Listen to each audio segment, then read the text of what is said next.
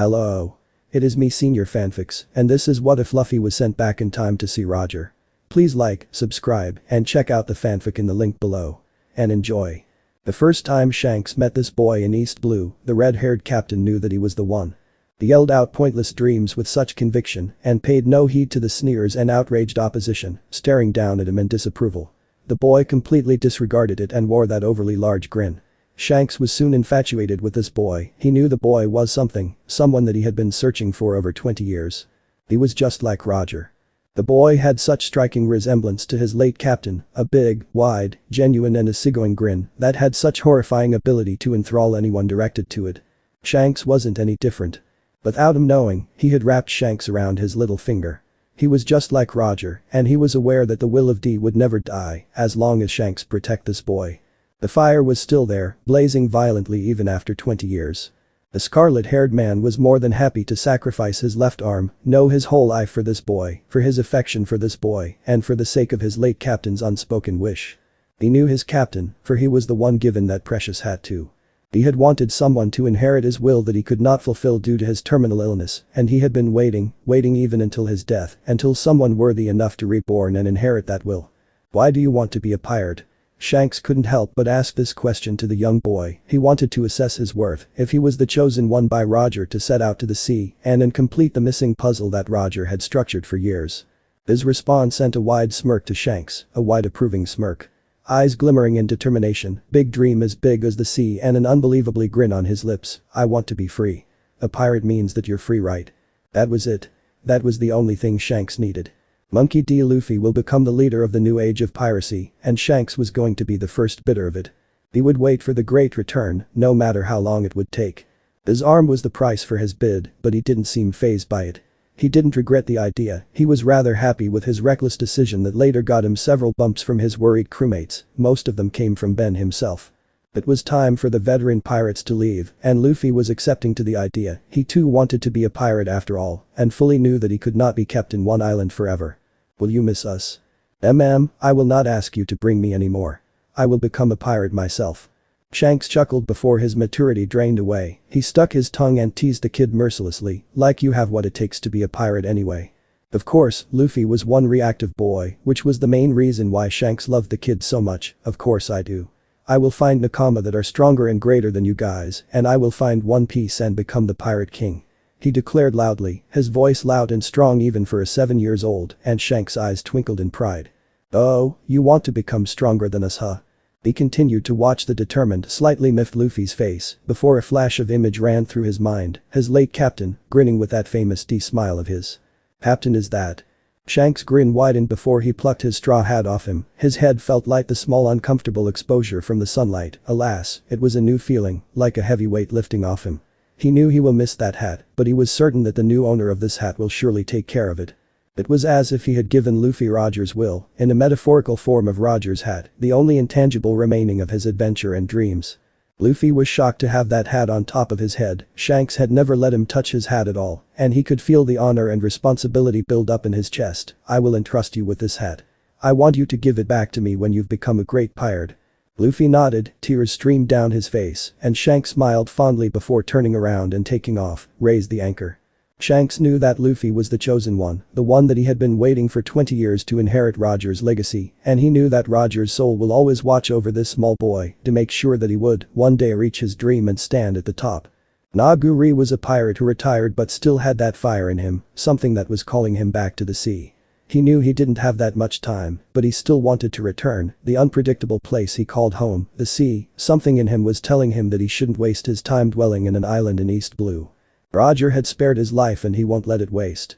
He was certain, after he had finished reconstructing his ship, that he would go back and try to find his nakama again, but a small discovery of a boy living in a forest willingly forced him to stay in this small island for a little longer. The boy who had the same shine as Roger did. Naguri didn't know the late pirate too well, but he knew that he was a great man, forgiving and defies logic, and those were the exact description for the small boy he had met. Monkey D. Luffy was his name. He had a straw hat perched on his head and it looked awfully familiar. Could it be Roger's? Or he probably saw it somewhere worn by someone in Roger's ship. Who knows? He was a pretty well-known kid, part of the 3 famous brats that robbed and defeat countless of formidable thugs in Grey Terminal, but nothing really lost the shine and innocence that radiated from him. He had encountered that small boy again when he rescued him from a bear attack and somehow received his utmost attention. He begged him to teach him to fight, and the old man who found nothing better to do with his life and decided to comply with the child's request. Naguri could admit that he was having fun. The brat couldn't be smarter in combat, though he just needed some practice and control with his devil fruit.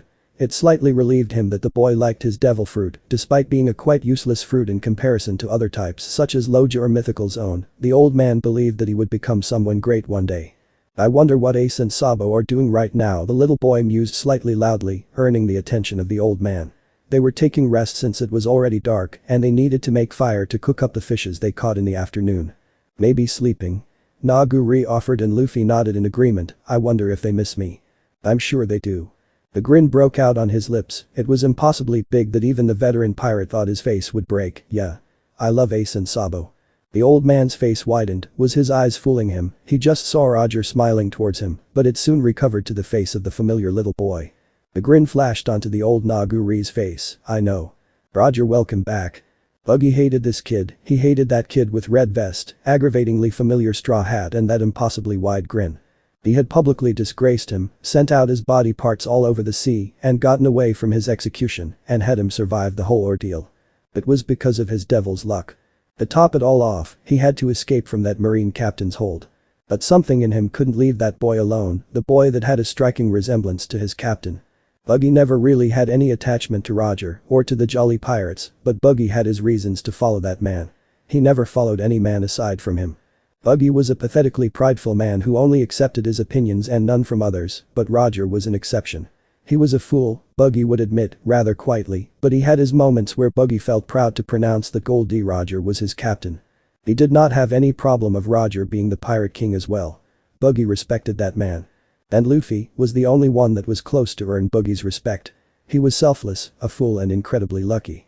Buggy nearly disassembled all of his limbs into small particles in shock after encountering Straw Hat breaking into him fell down for the sake of saving his brother, and Buggy wouldn't admit this, but his respect for the snotty brat went up few notches.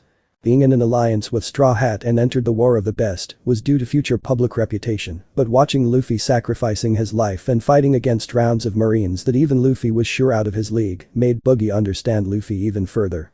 The little brat was an unpredictable bastard, from entering to the war by falling off the sky and going against Whitebeard without a hint of fear, and then finding out that his father was the most wanted man alive, was something that Buggy could not even guess, no matter how long he would have lived. But Buggy knew that Luffy, one day, will be a force to be reckoned with, and he won't be just an infamous rookie brat. He would so much, someone more powerful, and everyone would have to watch out for him. Buggy knew that he was going against someone like Luffy, and he might wonder, the day when Monkey D. Luffy becomes the Pirate King, he would step down and respect that man he used to fight against back in East Blue. Maybe he would. We'll find out when we get there. A boy with a scar under his left eye grinned happily before continuing his meal. Clover's eyes widened before a wave of nostalgia rushed through his mind, that same grin and a seagoing and thoughtless remark, lacking sense of danger despite being in the most dangerous sea in the world. Just like Roger. This boy was the man that he had been waiting for. He had given up on Rumber Pirates, and he was pretty sure that everyone had been annihilated and died by now. However, this group of rookie pirates had provided him hope to wait longer, to wait for something big to happen, and utter chaos, and the perpetrator for the whole catastrophe would be this seemingly harmless group of pirates standing in front of him cluelessly. Baboon seemed to like them as well. That man, Monkey D. Luffy, was exceptional. Clover fought back a loud booming laugh. It was as if Roger had been alive all along and standing and fooling around right here. Clover knew the man well. He was a sick man, emotionally and physically, but nothing stopped him. He proved to the world as king, conquered the sea without any desire for these fortune and riches, but limitless freedom. He had discovered One Piece, hid it in that place and died without regrets, with that usual easygoing smile of his. He was a foolish man with an even more foolish dream. Being a pirate meant that you'll be free. If Clover didn't meet that man beforehand, he would have laughed at their faces and yelled out at their stupidity, but Roger proved him wrong. Roger was a pirate, a fearsome pirate to boot, but he was nowhere near fearsome. He regarded his nakama as family and treated them like one. He never put up any hierarchy and regarded everyone as equal, except when captain measures must be undertaken, and Roger, as the official captain of the ship, had to make decisions. Even then he made good decisions, and to prove it was every member of Oro Jackson were alive and kicking. Clover was sure Monkey D. Luffy will be just like Roger. He chuckled to himself when Luffy, who he believed will become the Pirate King, was kicked at the end of the cliff by the fiery navigator. He took a step closer and approached the frantic sniper and the bawling navigator. "I have spare log pose if you want." He didn't feel anything as he watched the Pirate King's head decapitated in the hands of the Marines in Lobetown. It was a rainy day, storm was coming, but nothing stopped the spectators from attending the show to watch the Pirate King's death. Mihawk didn't think Roger as anything except an honorable man with an even more honorable death. It had been over 20 years since his death, and nothing really happened besides the birth of a new age of pirates that he found to be utterly disgusting. Honor, romantic dream of piracy seemed to dissipate at the hands of this new age, and Mihawk didn't want to have anything to do with it. It was why he decided to join the warlord and exclude himself from the world. Nothing was fun anymore, not as fun as the last year. He was waiting, Shanks had lost his arm, and it had automatically lost his interest to spar with a man, knowing that he was handicapped. He never knew, his visit to East Blue just to chase after a weak rabbit made him return home in a good mood. He encountered a swordsman, deemed to be the strongest in East Blue. He didn't think much of it, the man with a peculiar hair color wasn't a threat to him.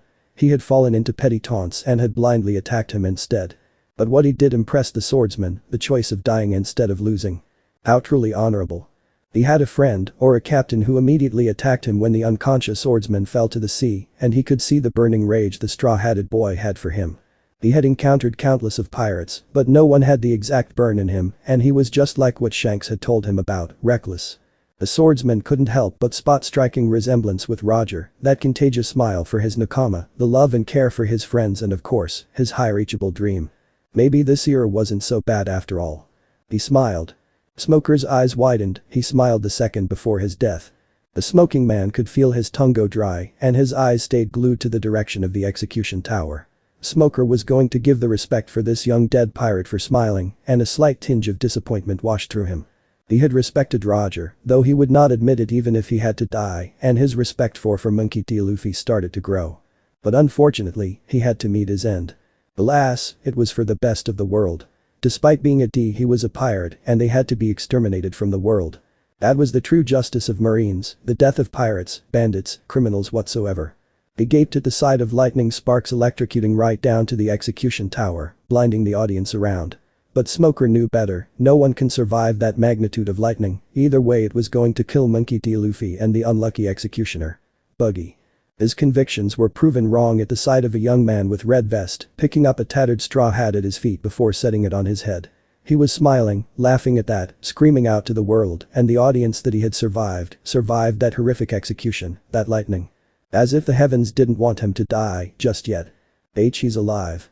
Smoker choked when a Marine yelled out in pure horror and disbelief that a man that was supposed to be killed twice was alive and kicking. Capture them, he didn't have time to dwell on Roger anymore, he had to catch these scum, it was his duty as a Marine. Even though he desperately wanted to let him go to see what kind of man he would become in the future. Smoker fought back a smirk as he swarmed through with his beloved bicycle, he wasn't stupid, he knew those pirates were going to pass through this lane.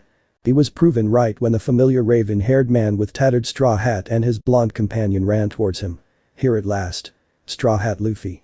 He seethed and the said man stopped on his tracks, his eyebrows quirked in confusion as he gave a short attention to Smoker. If you can't beat me, you will never be able to go to Grand Line. The aspiring Pirate King just let out a cheerful grin, but something was hidden in his eye, an unknown determination that blazed through his very soul. I'll beat you, and I'll enter the Grand Line. 'Cause I'm the man who will be the Pirate King. Smoker widened his eyes, he felt a wave of nostalgia rush through his mind. Is he the chosen one? Smoker was disappointed, he had overestimated him. He was the chosen one from Roger, and he was put down to his feet so easily. He sighed and shook his head, maybe he was wrong. Either way he was going to finish him off, he grabbed his jut and was ready to knock him out until a sudden force grabbed onto the end of his jut. He turned around so quickly that he could hear a crack on his neck, his eyes visibly widened again. He was a familiar man, too familiar that the man was probably the main topic in every Marine meeting. Cloaked figure, tribal tattoo on the left side of his face and strong, haunting eyes. Revolutionary dragon. Wouldn't be nice if the Marines have your head too. Smoker taunted and the man's smirk widened, almost identical to Strawhat's. The world is waiting for our answer. Wind started to blow the whole town, and Smoker had to hold on to something before he got blown off too far. He cursed to himself, he had let Luffy go. He was the first one. Curse that dragon. Smoker was too stubborn for that, he would not tarnish his record. He would chase after Monkey D. Luffy even if he dies. A small smirk played on his lips. How lucky could that man with straw hat be? Probably he was the chosen one. Call the headquarters, I am going to Grand Line. Gan Fall was a good friend of Roger, and even now, even after 20 years or so, he still remembered that wide smile, raven hair and peculiar but well-groomed mustache. He had learned about his death and mourned over him for quite some time. He had remembered the brief moment they spent together, and believe him, no one could be as weird, distinctively unique as Roger. When Monkey D. Luffy arrived in Skypiea as the first visitor since ever, Gan Fall immediately recognized this man, the man wearing a straw hat, infectious grin and red vest. He had briefly remembered that Roger liked red too. He gave the man a whistle, not because they were completely unaware of different currency between Sky Island and Blue Sea, but because he had given the old god nostalgia over his dead friend. He didn't expect things to be ugly and his god status to be revived from him. He eternally thanked the man. He would never have dreamed of unity between Shandians and Skypians. He would never have dreamed that Enel and those priests to be completely obliterated in the hands of these Blue Sea dwellers. He would never have expected that he would gain another friend again, a friend that he believed would be the Pirate King, the title Roger acquired. This man was stupid, just like Roger, but incredibly selfless that it would make a saint felt guilty for talking to him. He knew that man would be another force to be recognized, he just knew it. He was a god that didn't support reincarnation, but maybe he would start believing that Roger had returned after 22 long agonizing years to turn the world upside down and change everything under his feet. He couldn't wait until Straw Hat Luffy becomes a pirate king. When the time comes, Gan Fall would be very pleased. Rayleigh had waited for so long to meet this boy, the boy that Shanks spoke so fondly of. His eyes were literally shining despite the missing limb he had and the absence of his treasured straw hat. But he had met the boy at the wrong time though. But he was deeply amused. He approved of the boy already. He managed to steal a glance at Luffy's recent shenanigan, or rather heavy crime. He had punched a Tenryubito. Rayleigh forced back a laugh, he was even crazier than Shanks described. Everything went into chaos, and even his crew contributed to the damage of other Tenryubito in presence. But now he didn't have the time to watch such amusing sight, he had to save his friend's friend. The green-haired mermaid inside a rather fishbowl and help his injured friend laying down on the stairs, Hachi. He thanked Luffy internally for standing up to the fishman, he was his friend, and the fact that Monkey D. Luffy was willing to go against the world for just one friend impressed him to no end. Monkey D. Luffy had earned his respect. Monkey D. Luffy, I've always wanted to meet you. His conversation with Luffy were pleasant so far, everything amused him. The man acted too much like Roger and Shanks combined that it couldn't help but made the retired pirate feel nostalgic of his adventures in the sea 20 years ago. He was just like Roger, his big dream with that contagious smile, extreme hunger and appetite, and lacking sense of logic and thoughts. He could see them judging by his nakama's exhausted expressions. He knew the man was trouble, he had heard enough from Shaki. The havocs he made, it made Rayleigh chuckle sometimes, and his want to meet the kid increased even more. He knew the boy was pretty lucky, scratch that, extremely lucky that Rayleigh was pretty sure he had asked demons to guide him, or could it be from the heavens initiatives? Who knows? Shanks and Luffy shared pretty identical features, and the old man sometimes hoped that Luffy would gain something positive out of the two. The man obviously loved to party, just like Shanks. Seriously, if the man shouldn't have called his pirate group red-haired pirates because it lacked sense of creativity, despite it being a striking feature of the captain. If the man had asked for advice for his pirate name to Rayleigh, the old man would have strongly suggested the party pirates. Being serious now, Rayleigh needed to test this man, the man who blatantly raided the fridge of a stranger and shoved an unholy amount of food inside his rubbery mouth. He wanted to satiate himself from this growing curiosity that lurked inside his mind. He wanted to test this man's worth. If he was worthy enough for that straw hat, worthy enough to deliver Roger's legacy. Hey kid, can you conquer the sea like Grand Line? He had expected a yes full of conviction or probably an obnoxious answer that probably won't be so obnoxious when he arrived to New World, but the response was something that even surprised Rayleigh to no end. I don't want to conquer anything. Pirate King has the most freedom of the sea. His eyes widened and so was his smile. Roger, is this what you mean? Monkey D. Luffy was worth it. The man knew the kid, he knew the kid so well based on Ace's ramblings. Sometimes, the strongest man in the world would like to rip his ear off and donate it to the much needed ones. But he couldn't help but to feel curious at this kid who Ace talked so fondly of. He knew he had to be patient because sooner or later, he would cross path with the man soon. He was right. Ace, the dumbest, decided to be caught by the Marines and now was going to be executed. Of course, the Whitebeard pirates wouldn't let this slide and ignore their family. Ace was an important member of the Whitebeard pirates, just like everybody else within Moby Dick and its allies. Whitebeard was ready for this, he was ready to pummel these white-coated marines to the end of the earth with his tremor. What he didn't expect was the arrival of another marine warship that was filled with ironically the worst criminals of the world. And much to Whitebeard's amusement, the leader of this fleet turned out to be Monkey D. Luffy. He already liked the kid, he had saved him from Crocodile's sorry attempt to execute him and even tried to stand out from him. His eyes narrowed at the sight of the familiar straw hat, red-haired Shanks' straw hat. Then it hit him, was it this snot-nosed brat who Shanks bet on the new age for, the brat that Shanks sacrificed his arm and gave his treasured straw hat for? The kid impressed him to no end, but the veteran pirate wasn't going to admit it, not until he knew the man well. He wanted to know if he was the right man, the man that carried Roger's legacy, the will of D. This war is out of your league. Luffy looked down, and Whitebeard was pretty sure that he was going to run away crying, and if he did Ace was going to go back to his assassin mode before he accepted into becoming a Whitebeard pirate. He groaned internally, but it was for good. What he didn't expect was Luffy yelling out in rage, "Shut up. You're not the one to decide. You want to be the Pirate King, right? You can't. Because I will be the Pirate King." He yelled out confidently, placing his hands on either side of his hips. The two stood there having staring contest, wondering who will back down soon but no avail, both were too stubborn. A small smirk formed on his lips, the brat had guts. "You're pretty cheeky. Don't slow me down, kid." As the war continued, the snot-nosed brat had guts. He arrived with bunch of criminals and allies that even Whitebeard could not comprehend would work together. Bo Hancock, the famous man-hater that even Whitebeard wasn't an exception, seemed to be fond of him, and he did notice a tinge of blush when the two interacted. There was once a great pirate who possessed everything this world had to offer. Fame, wealth, power. He had it all. His name was Gol D. Roger. His were all the treasures that existed. Such was his influence that his last word sparked the start of a new era. As he kneeled on the execution platform, Gold Roger grinned uncaringly as he looked at the gathered crowd. "My treasure. If you want it, you can have it. I left it all in that place. Find it. Everything this world has to offer, one piece." That day the world entered the great era of piracy. Monkey D. Luffy was a 7-year-old kid with jet black hair and dark gray eyes that looked black if you weren't looking closely.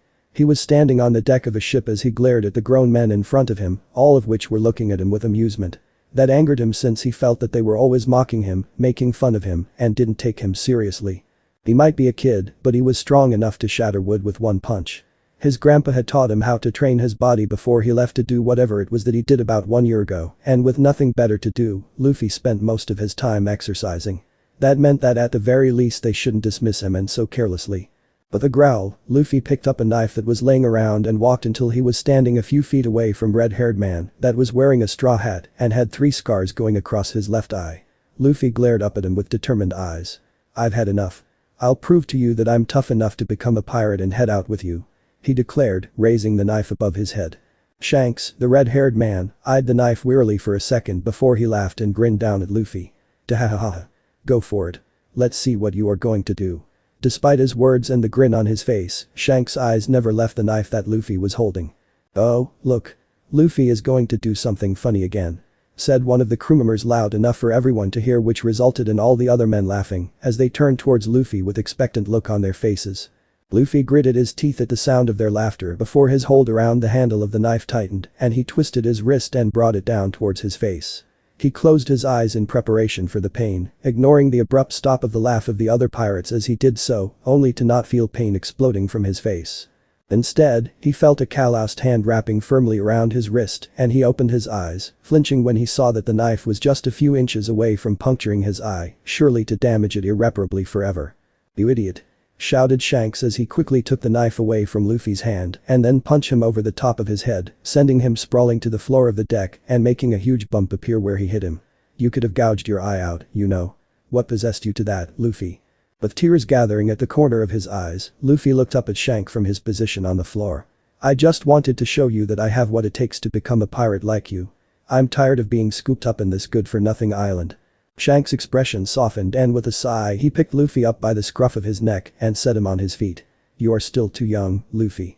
Maybe in a few years down the line, if you are strong enough, I'll take you with me if you still want to, deal?" he proposed, carefully hiding how impressed he was with the kid. Not even members of his own crew were willing to harm themselves in such a manner just to prove a point. "Say what you want about this kid, but he's got guts all right."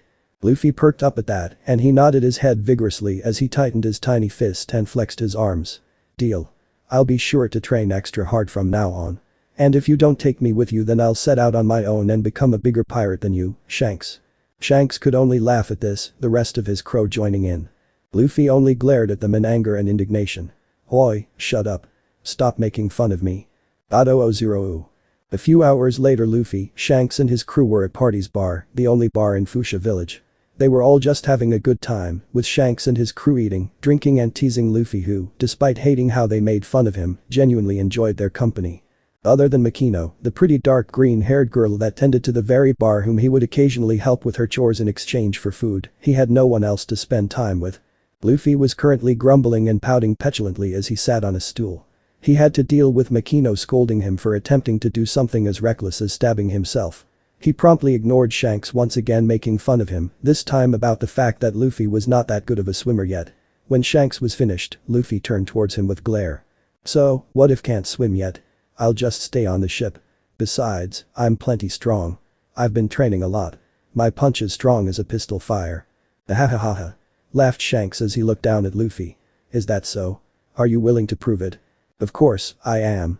Shouted Luffy, gathering the attention from everyone else, before jumping down from his stool and getting into a fighting stance as he nodded his head. I never say that I can do anything without being able to back it up. With another laugh, Shanks set his glass of booze on the counter and stood from his stool and crouched down, so he was at a similar height with Luffy. He raised one hand and showed him his open palm. Go ahead then. Show me if your punch is strong as a bullet. I'll be the judge to that. Everyone looked on as Luffy got a serious expression on his face as he stared hard at Shanks' hand. After a short moment he cocked his fist back and shouted at the top of his lungs as he brought his arm forward, his fist in a direct collision past Shanks' palm. A precision that Shanks noted to be oddly high for a kid his age. His eyes widened, however, when for a second he felt Luffy's arm being coated by Busoshoku Haki just before it connected with his palm. Shanks expertly hid the wince of discomfort that threatened to show on his face. No matter Luffy's age and current strength, being hit by a punch powered by armament Haki without being enhanced himself hurt. It also didn't matter that even without enhancing himself he was still quite tough. He is only 7 years old and he is already showing signs of being able to use the Busoshoku. He said he's been training, but what are the odds of him somehow performing the kind of training needed to unlock it? He exchanged a look with his crew, all of whom looked a bit more serious now, and they nodded to confirm that they also felt what Luffy obviously unknowingly did. With one look, he told them to leave it to him. They promptly went back to goofing around as if nothing had happened. Oh, that was quite the punch, Luffy. I actually felt that. He said with laugh, downplaying it easily and enjoying the annoyed expression on Luffy's face. Who taught you how to do that by the way? He asked nonchalantly. Luffy jumped towards his stool before answering. Gramps taught me how to train my body before he left. He told me to do everything on the instructions books he left me and that I better be stronger by the time he comes back or he'll introduce me to his fist of love, whatever that is. Shanks almost made a double take. Is Garp really teaching Luffy how to use Haki? No. That can't be. As crazy as that overpowered old man is, he wouldn't dare teach a 7-year-old Busoshoku. It being a thing of chance and proof of Luffy's innate talent makes more sense. He quickly schooled his expression and laughed. Then you better start training harder. I've heard about your Gramps. He's supposed to be very scary, that monkey D. Garp. Luffy nodded his head. Will do. And yes. Gramps is very scary. Everyone except for the mayor and Makino ni hides away whenever he is in town. It's pretty funny, actually, said Luffy with a laugh before perking up in happiness as Makino put a plate full of food in front of him, along with a glass full of juice. Thank you. He beamed up at her brightly which resulted in Makino giggling and ruffling his hair fondly. Shanks laughed again. Dahahaha. You are such a kid. It's hilarious. Luffy was too busy devouring the delicious food in front of him to pay attention to Shanks. So focused was he that he didn't even notice when the door of the bar was forcefully opened by a tall dark-skinned and black-haired man with a scar on his forehead and a goatee who began to mock Shanks and his crew.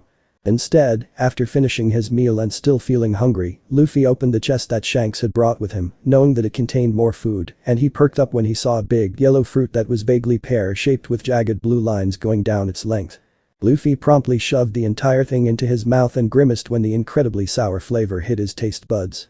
He bravely continued to chew since his hunger more pressing than the foul taste of the fruit and swallowed after a few seconds. He made a disgusted face. Yuck. That tasted worse than Gramps' soup and that's saying something. At least I'm not hungry anymore. Luffy's thoughts were interrupted when he heard the sound of glass shattering and he turned towards the source only for his eyes to widen when he saw Shanks covered in sake while a man sneered at him. Makino gasped and she was looking on with wide, shocked eyes. Just who do you think I am, you dumb pirate? Asked the man mockingly. Don't make fun of me. One bottle isn't enough. Shanks completely ignored the man, instead focusing on the floor. Oh, man, why did you do that? The floor is all wet now. He ignored how the man pulled out his wanted poster and began to brag about his bounty, the amount of people he has killed and the things he had done in the past, picking up a piece of the bottle and turning towards Makino, an apologetic expression on his face. Sorry about the mess, Makino-chan. Do you have a mop? Ah. It's alright. I'll clean it up. She stammered nervously. The man, Higuma, clicked his tongue in annoyance and he pulled out his sword. Luffy saw this, and his eyes widened when he saw that Shanks wasn't apparently paying attention, meaning that he was going to be killed by this bandit. So, not wanting for the person he looked up to the most to get hurt, he jumped forward to stand in front of Shanks as Higuma brought his sword down in a diagonal arc. Don't you dare hurt Shanks. Luffy. The red-haired pirate shouted and his eyes widened in horror when he saw the sword approaching Luffy's shoulder. He knew that even with his skills, he would have been unable to stop it before it was too late, since he had not expected for Luffy to jump in front of him like that. Not even Higuma, whose eyes had widened in surprise as well, had expected it, but he made no motion to stop his attack, either showing that he cared not about the fact that he was about to murder a child. So, everyone was understandably shocked speechless when they saw Higuma's sword go through Luffy, yellow arcs of lightning, appearing as the sword apparently cut him clearly in half, only for the two halves to join back together pulled back by snapping tendrils of lightning.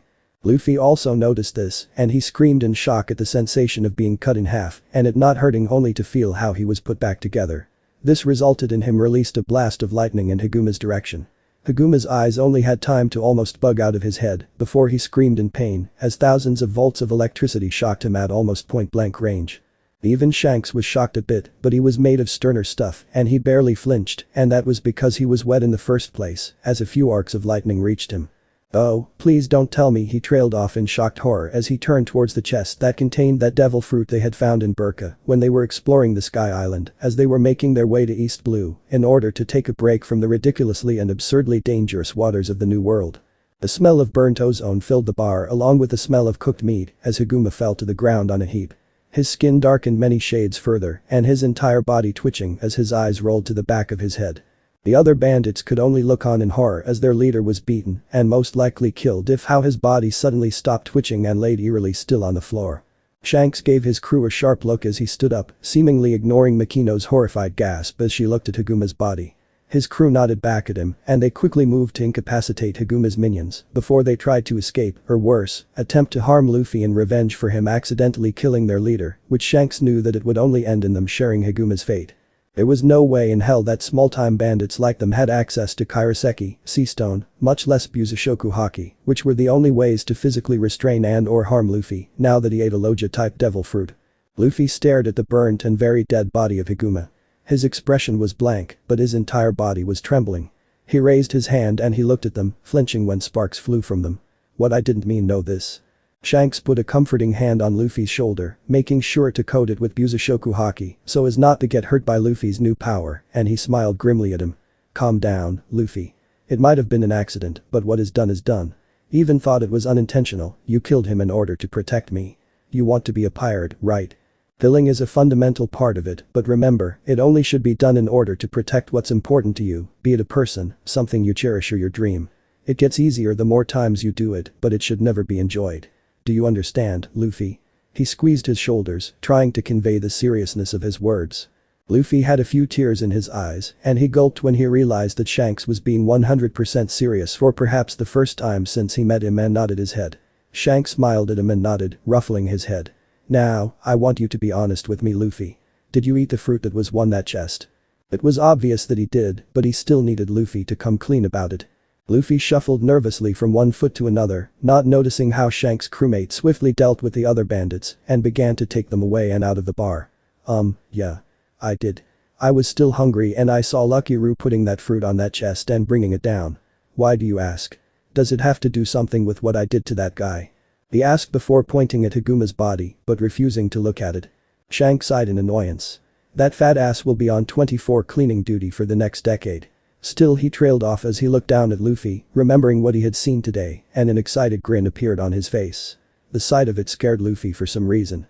If this kid's potential was huge before, I am pretty sure now it is nigh immeasurable since he ate the Goro Goro no Mi, rumble rumble fruit. I can't let this opportunity go to waste. Shanks waved him off. It does, but don't worry about it for now, Luffy. I'll tell you tomorrow. Meet me at the docks at 8 o'clock in the morning. I'm going to teach you how to control your new powers so you don't accidentally kill someone you don't want to. And we don't want that, right? Luffy paled and rapidly shook his head. Even that resulted in a few small arcs of lightning flying away randomly from his body. After seeing this, Luffy stood perfectly still. Shanks laughed and he again ruffled Luffy's hair. Go home, Luffy. Make sure to have a good night's sleep.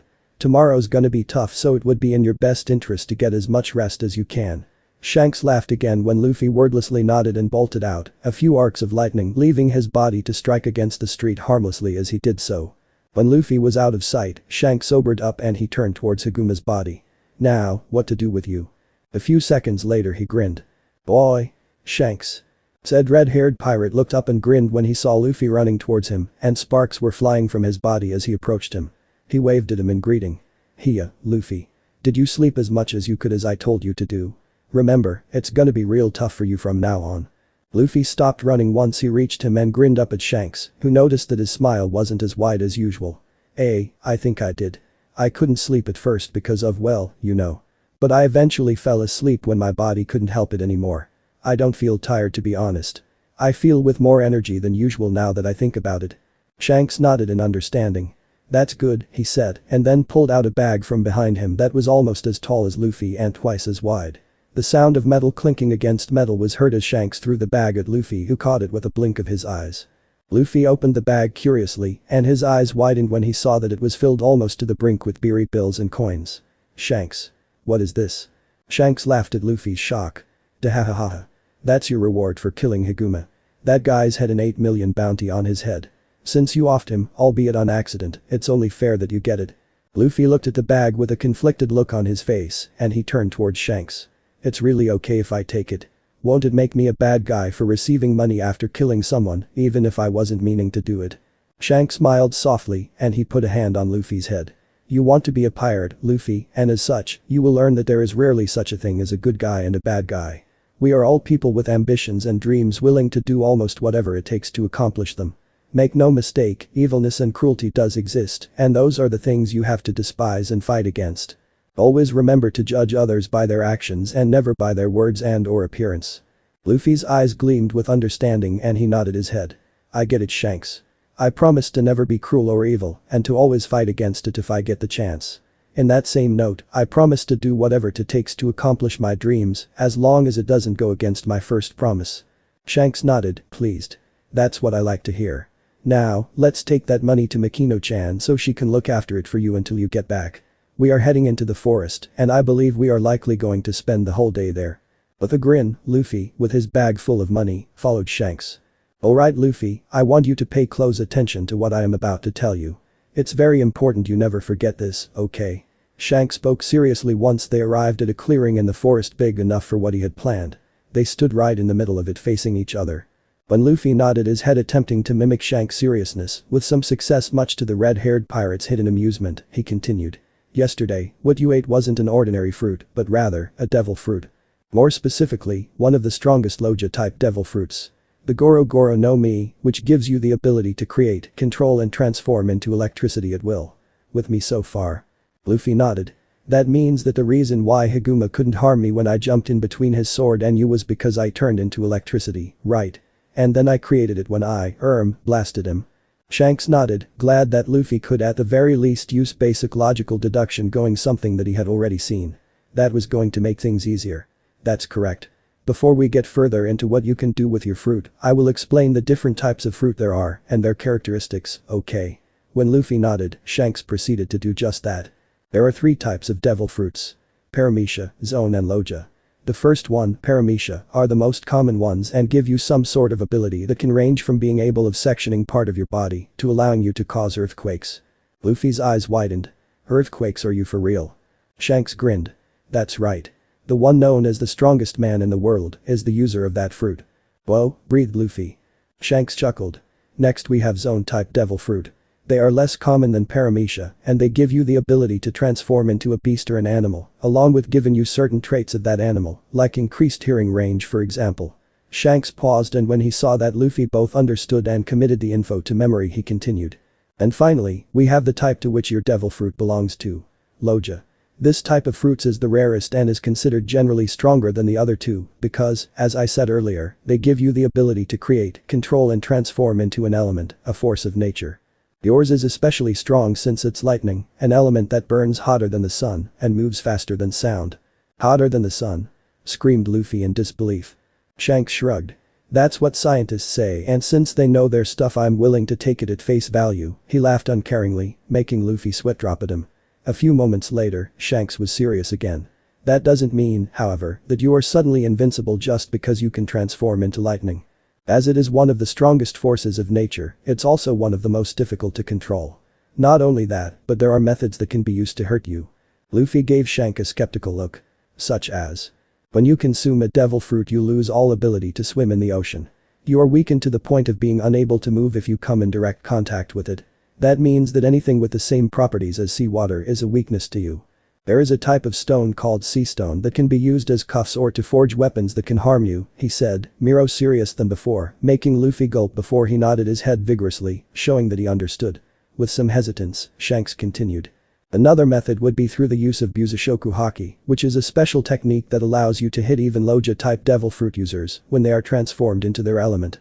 Luffy watched with interest as Shanks raised his hand, and his eyes widened when it was suddenly covered by a black substance that was shiny.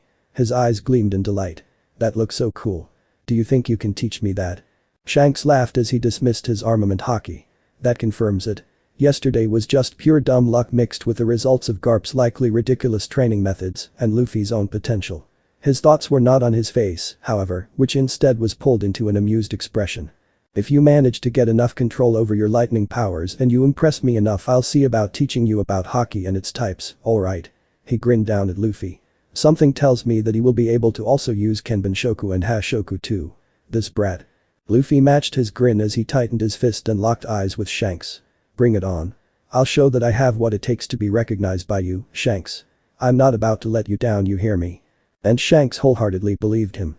Almost a year passed with Luffy meeting with Shanks on that clearing every day, except for the relatively short periods of time when Shanks and his crew would set sail to the ocean for weeks on end.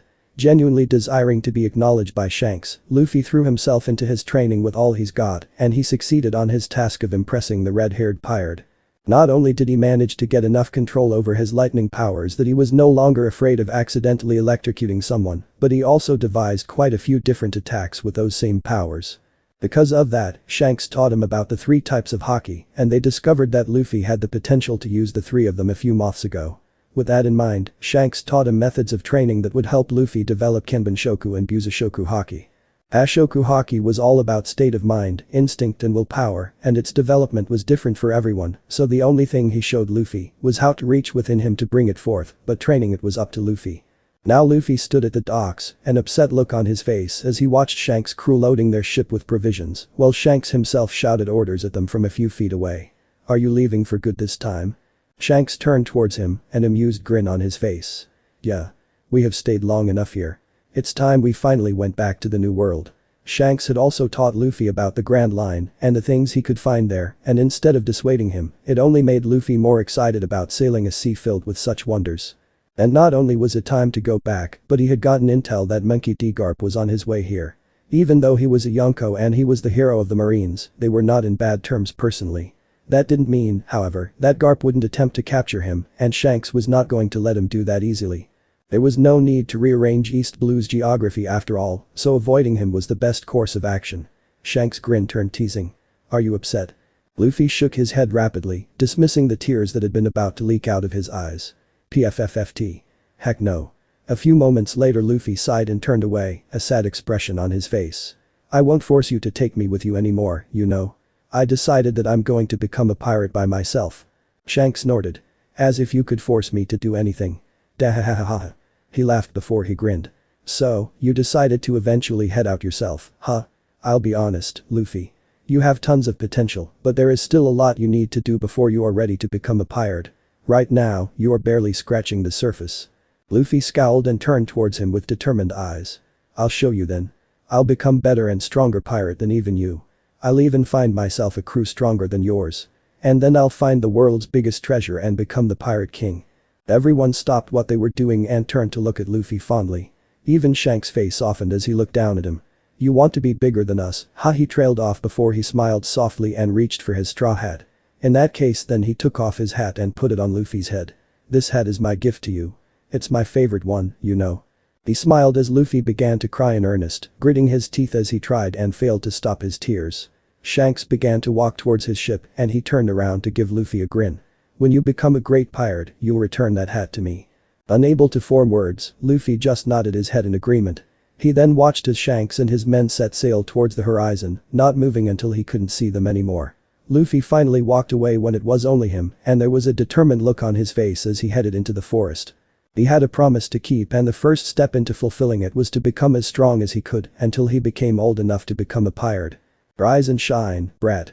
What's this I'm hearing about you mingling with good-for-nothing pirates, huh? Luffy suddenly woke up with a scream of pain as he tenderly cut the top of his head where he had been hit in an extremely painful manner. Gah. That hurt. He shouted and turned towards the source of the voice, only to see a tall and muscular old man with gray hair, blue eyes and a beard that matched the color of his beard. He was wearing a tropical shirt and shorts and he was leering at Luffy malevolently with a grin on his face. Luffy paled in horror. Grog Gramps. The one and only, brat, he replied, inspecting his grandson and nodding mentally to himself as he noted that Luffy has indeed been training hard in the past year and a half. Makino had also told him of what happened with Haguma and what happened with Luffy. He had quickly deduced that his grandson was now a Loja type. Even though he was angry at Shanks for being so irresponsible, the fact that Luffy's immense potential had skyrocketed could only be a good thing. He was going to be an exceptional marine. It was then that Luffy realized that his grandfather had been able to hit him and he pointed at him with wide eyes. Oi. Do you know how to use Busashoku or do you have a sea stone mallet hidden somewhere, huh? Garp's eyebrow twitched in annoyance. That good-for-nothing Akagami taught him about hockey. I should hunt him down and break his neck. But I suppose it was sensible considering that Luffy is now a Loja and he needed to learn about his weaknesses, so I guess I can't be too angry. He thought before he grinned, showing his fist to Luffy. That's correct, brat. So, don't think that just because you are a lightning man, now you are going to be able to escape the fist of love, you hear me? Luffy gulped and nodded his head rapidly. Pleased, Garp put his fist on his waist and he looked down at Luffy. So, what else did Akagami teach you?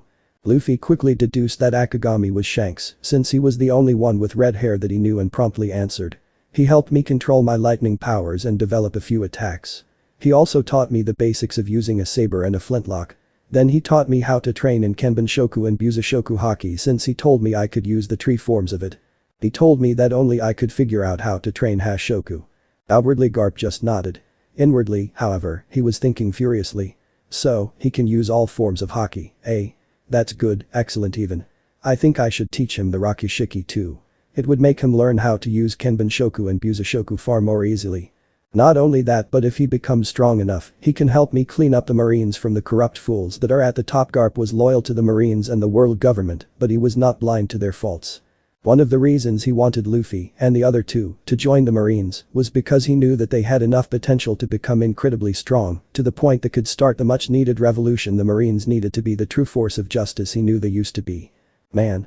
I can't wait until I am strong and old enough to become a pirate.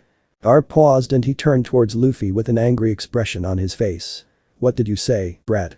He shouted as he hit Luffy over the head with his fist, sending Luffy sprawling to the floor, with a smoking lump growing from the top of his head where he had been hit. If you think you are going to become a good-for-nothing criminal, then you have another damn thing coming. With a growl, Luffy stood up and he glared at his grandfather with tears of pain gathering at the corner of his eyes. Hell no, you crazy geezer. I'm going to become a pirate. I'll find the biggest treasure and become Pirate King, the freest and strongest man of them all. For a moment Garp saw the outline of Gol D Roger staring at him with that smug grin of his that he had every time he managed to escape Garp's grasp, which he hated to admit was more often than not. He growled in anger and he lifted Luffy by the scruff of his neck and raised him until he was eye level with him. With an artery throbbing on his forehead he raised his fist and cracked his knuckles by tightening it. Is that so? I guess that I will have to educate you until you see the error of your ways. And that was how Luffy's education read: torture disguised as training under his grandfather, Monkey D. Garp, known as Garp the Fist and Vice Admiral of the Marines, began. 10 years passed ever since Garp began Luffy's training. Garp spent most of that time teaching Luffy how to fight, both with his fists and legs, and using his lightning powers, and also toughening him up so he could survive there. Garp tried his best to make Luffy decide to join the Marines in the future. He even taught him the Rakishiki to tempt him to join, but it was all for naught. To this day Garp was cursing both Shanks for influencing Luffy and his family's well-known stubborn streak. In the end, Garp had to give up on that endeavor, but he did his best to at the very least make sure Luffy was a passably decent man with an uncorrupted sense of justice. He was successful, to put it in the simplest of terms. If Luffy was honest with himself, he didn't really like using the Rakishiki because they were developed by the world government. Even though he had mastered the techniques to a degree that even his grandfather was pleased with, he couldn't deny they were very powerful and useful in a fight. Because of this, he had used them to base off a few techniques of his own, using his lightning powers, improving them to a degree that surprised Garp when he showed them to him, which was saying something. Luffy stood on his doni, a sailboat with a lateen sail he had bought with some of his money, which had grown to 10 million biri, after he used the time he was not training doing odd jobs around town, knowing that he was going to need the money in order to procure the things he was going to need for the Grand Line, which were not cheap. He could always steal them, of course, but he was at least going to try and be a decent person about it. If the Marines as much as looked at him funny, all bets were off though. Luffy had changed a lot in the past 10 years. His hair had grown to the point it reached the nape of his neck and almost framed his face. He had grown to height of 6 foot 1 inches, thanks to the amount of physical training he did on a daily basis and the amount of food he ate, which was actually more of a necessity than something he did for pleasure, since using his lightning powers required a lot of energy, which he got through eating. He was also quite muscular, but with a lithe build, since he leaned for speed rather than power. He was wearing a red button-up, sleeveless vest, black jean pants, brown boots, a yellow sash around his waist that held his saber and a flintlock pistol. His straw hat was, as always, on top of his head. "Thanks for everything, everyone," he shouted as he waved at those that had come to see him off, which included Makino, Mayor Woodslap, along with other inhabitants of the village, and Curly Dayton and some of her bandit minions. He smiled in melancholy as he saw that Curly Dayton was fighting back tears as she looked at him finally setting out on his own. He was extremely grateful to her for taking him, Ace and Sabo in, feeding them and giving them a roof for all those years, whenever Garp was away on marine business. He knew that despite a rough exterior, she truly cared for them, and she wouldn't change what happened in the past, the good and the bad, for anything in the world. Luffy stopped waving when he could only see dots in the distance, and he turned around and sat down, his hand grasping the tiller almost absently as he stared straight ahead. "Let's see. I have enough provisions to last me for about 1 week.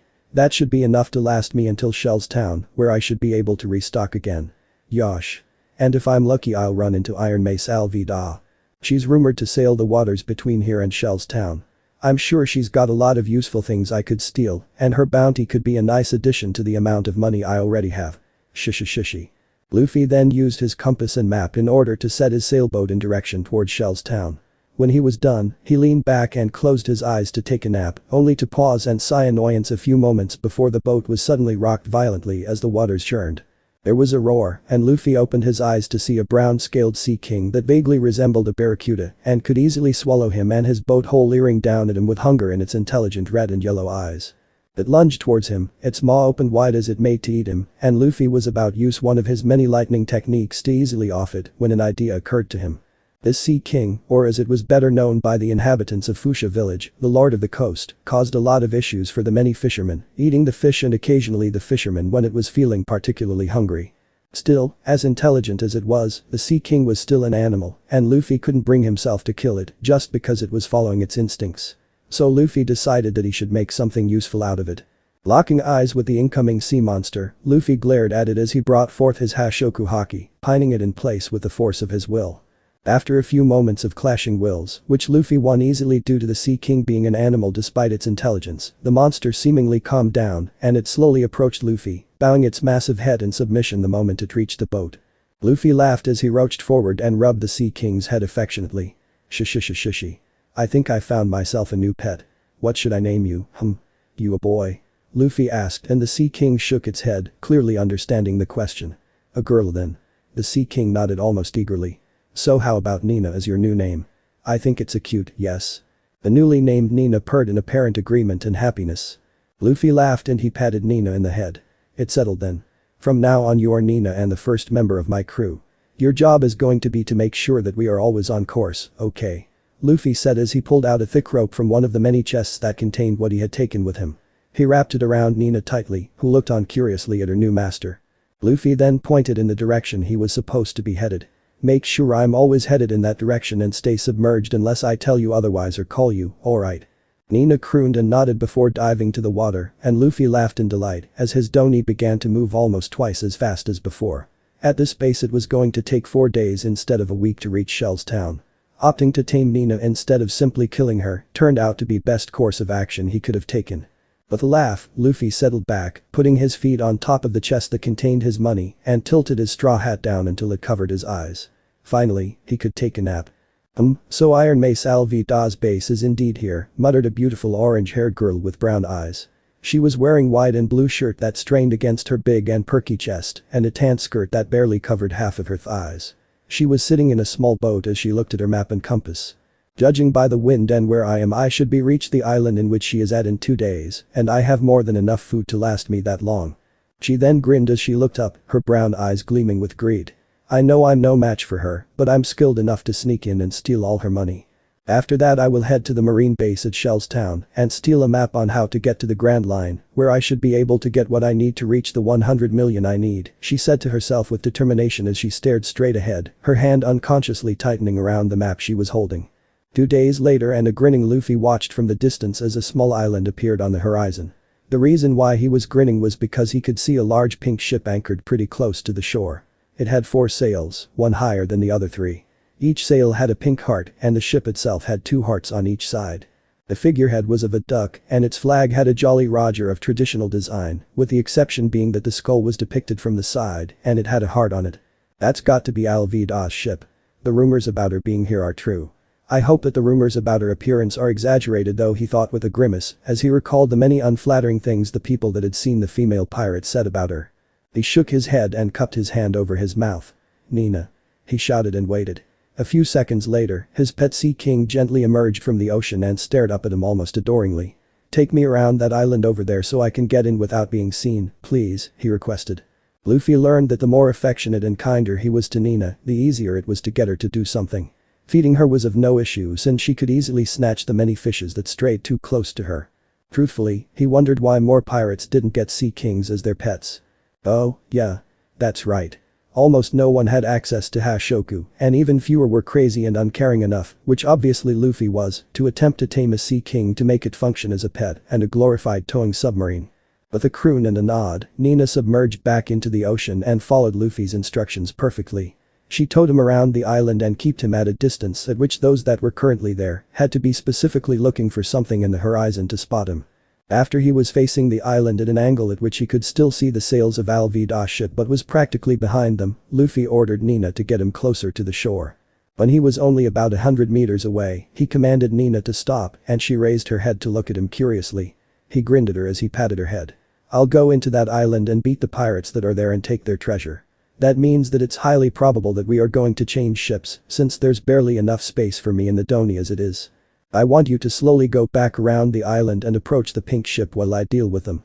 Nina nodded in agreement and Luffy, after patting her head once more much to her pleasure, gave her a 2-fingered salute before his body suddenly began to spark with yellow electricity.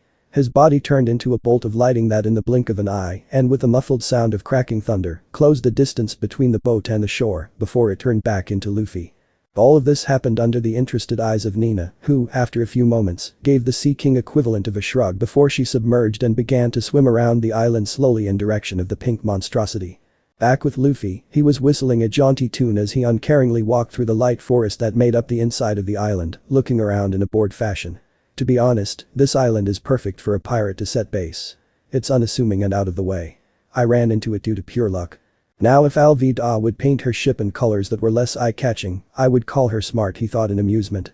As he got closer to where he had seen the ship anchored at, Luffy came across a crudely made and quite ugly boat. He grimaced a bit at the sight. Damn, whomever built this coffin doesn't even know the basics of carpentry. I'm pants at it, but even I could build something nicer looking than this, he thought with some derision and shaking his head as he continued to walk forward. Eventually, he reached the edge of the forest and he peered in interest to see what he's got to work with.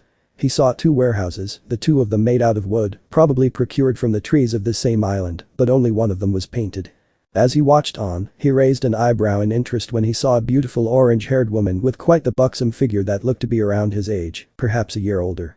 As she looked around, obviously looking for someone that could spot her, she caught sight of him, and her eyes widened in alarm when she saw him.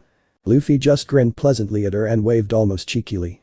When he saw her visibly calm down and wave back at him, a wary look on her pretty face, he proceeded to point at her, then made the universal motion for money with his hand, did the universal motion for stealing with his hand, and finally pointed in the direction of Alvida's ship. It seemingly took a moment for the girls to understand him, but she eventually slowly nodded with narrowed eyes. Grin widening, Luffy pointed at her, then made the motion of with his hand of her sneaking in, and then pointed at himself, then at Alvida's ship, and did the explosion motion with both his hands, with facial expression and all, which seemingly got a chuckle out of her. This time she understood immediately that he was telling her that he was going to make a distraction while she sneaked in and took the treasure. She nodded almost eagerly. When he requested for the loot to be split in half between them, however, she looked almost angry, but she surprised him when she reluctantly agreed. Luffy watched as the girl got inside the unpainted warehouse through a window, and he took that as his cue to act. He confidently walked forward going through the small alley created by the two warehouses, and he stood in front of them, grin in place and hand inside his pockets. He idly noticed that Alvida's ship looked even uglier up close. Oi. I'm here to steal Alvida's treasure and to see if she is as ugly and fat as she is rumored to be. Can someone please tell her to come out, he shouted at the top of his lungs. Eerie silence was his initial answer.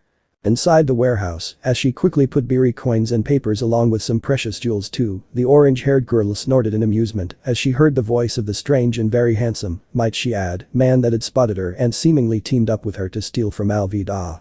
She knew that she could have been able to easily pull this hit off without any help whatsoever, but she deduced that him functioning as decoy was a very welcomed help. Besides, half of this treasure was even more of what she was hoping to get, and though she was tempted to run away with all the money, she had given her word that they were going to split it, and unlike pirate scum, she was true to her word. Back with Luffy, he only had to wait for a few moments before a high-pitched scream of rage was heard from the ship, and he watched on in amusement as about 24 men came from the ship, and 4 came out of the painted warehouse that was on his right side. They all had angry and, curiously enough, horrified expression on their faces. Well, all of them except for a scrawny and small pink-haired boy wearing round frame glasses.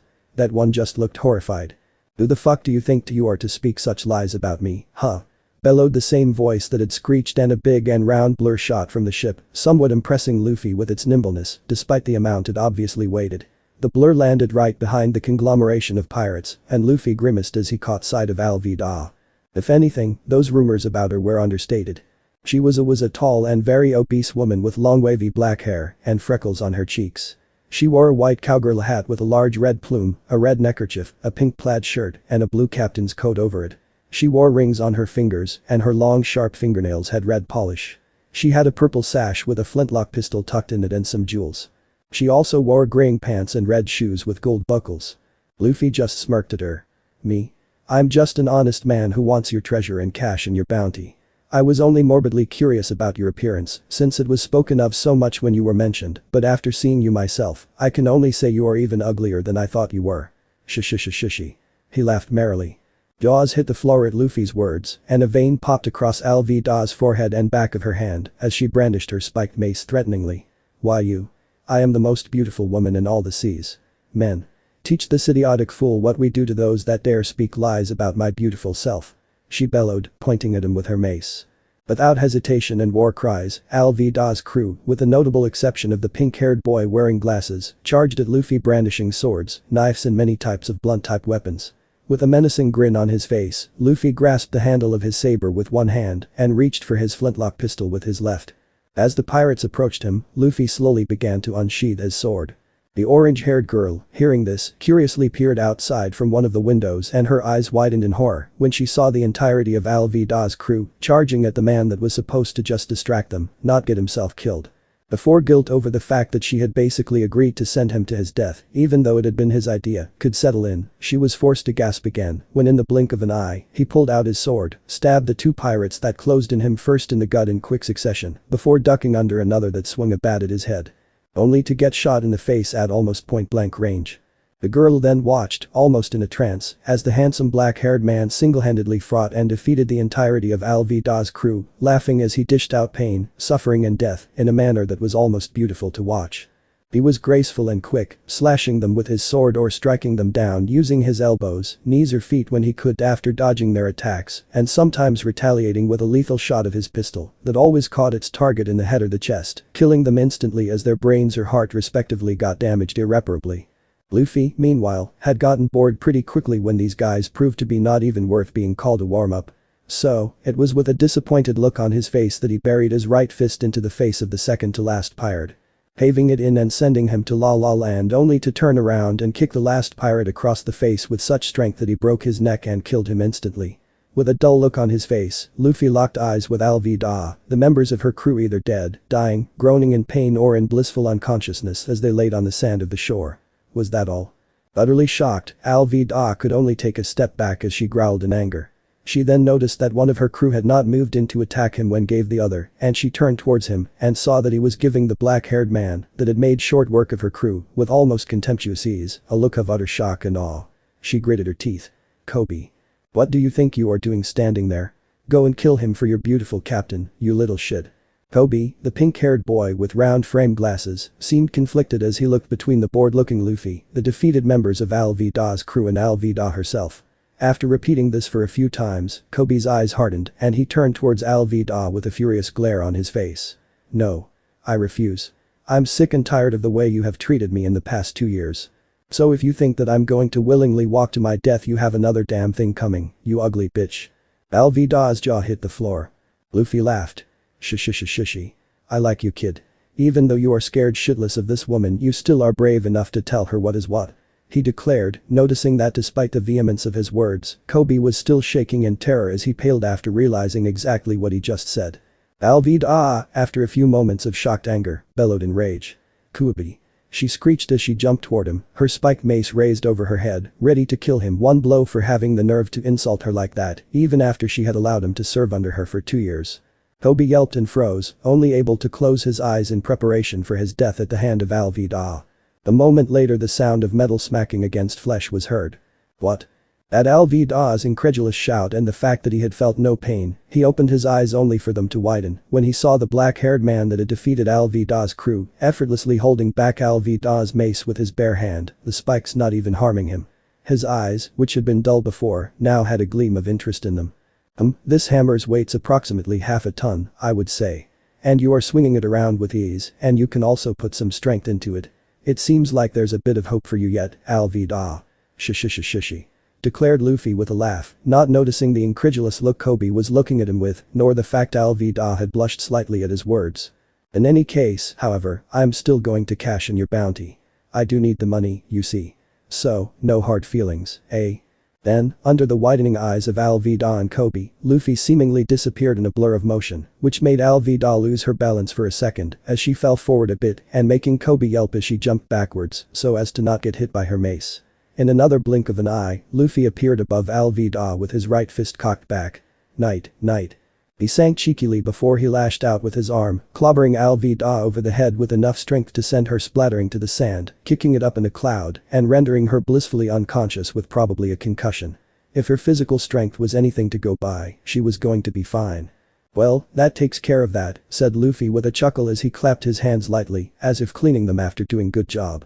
Kobe stared at him with his mouth open, shifting his look from the unconscious Alvida to the grinning man that couldn't be too much older than him before he spoke hesitantly.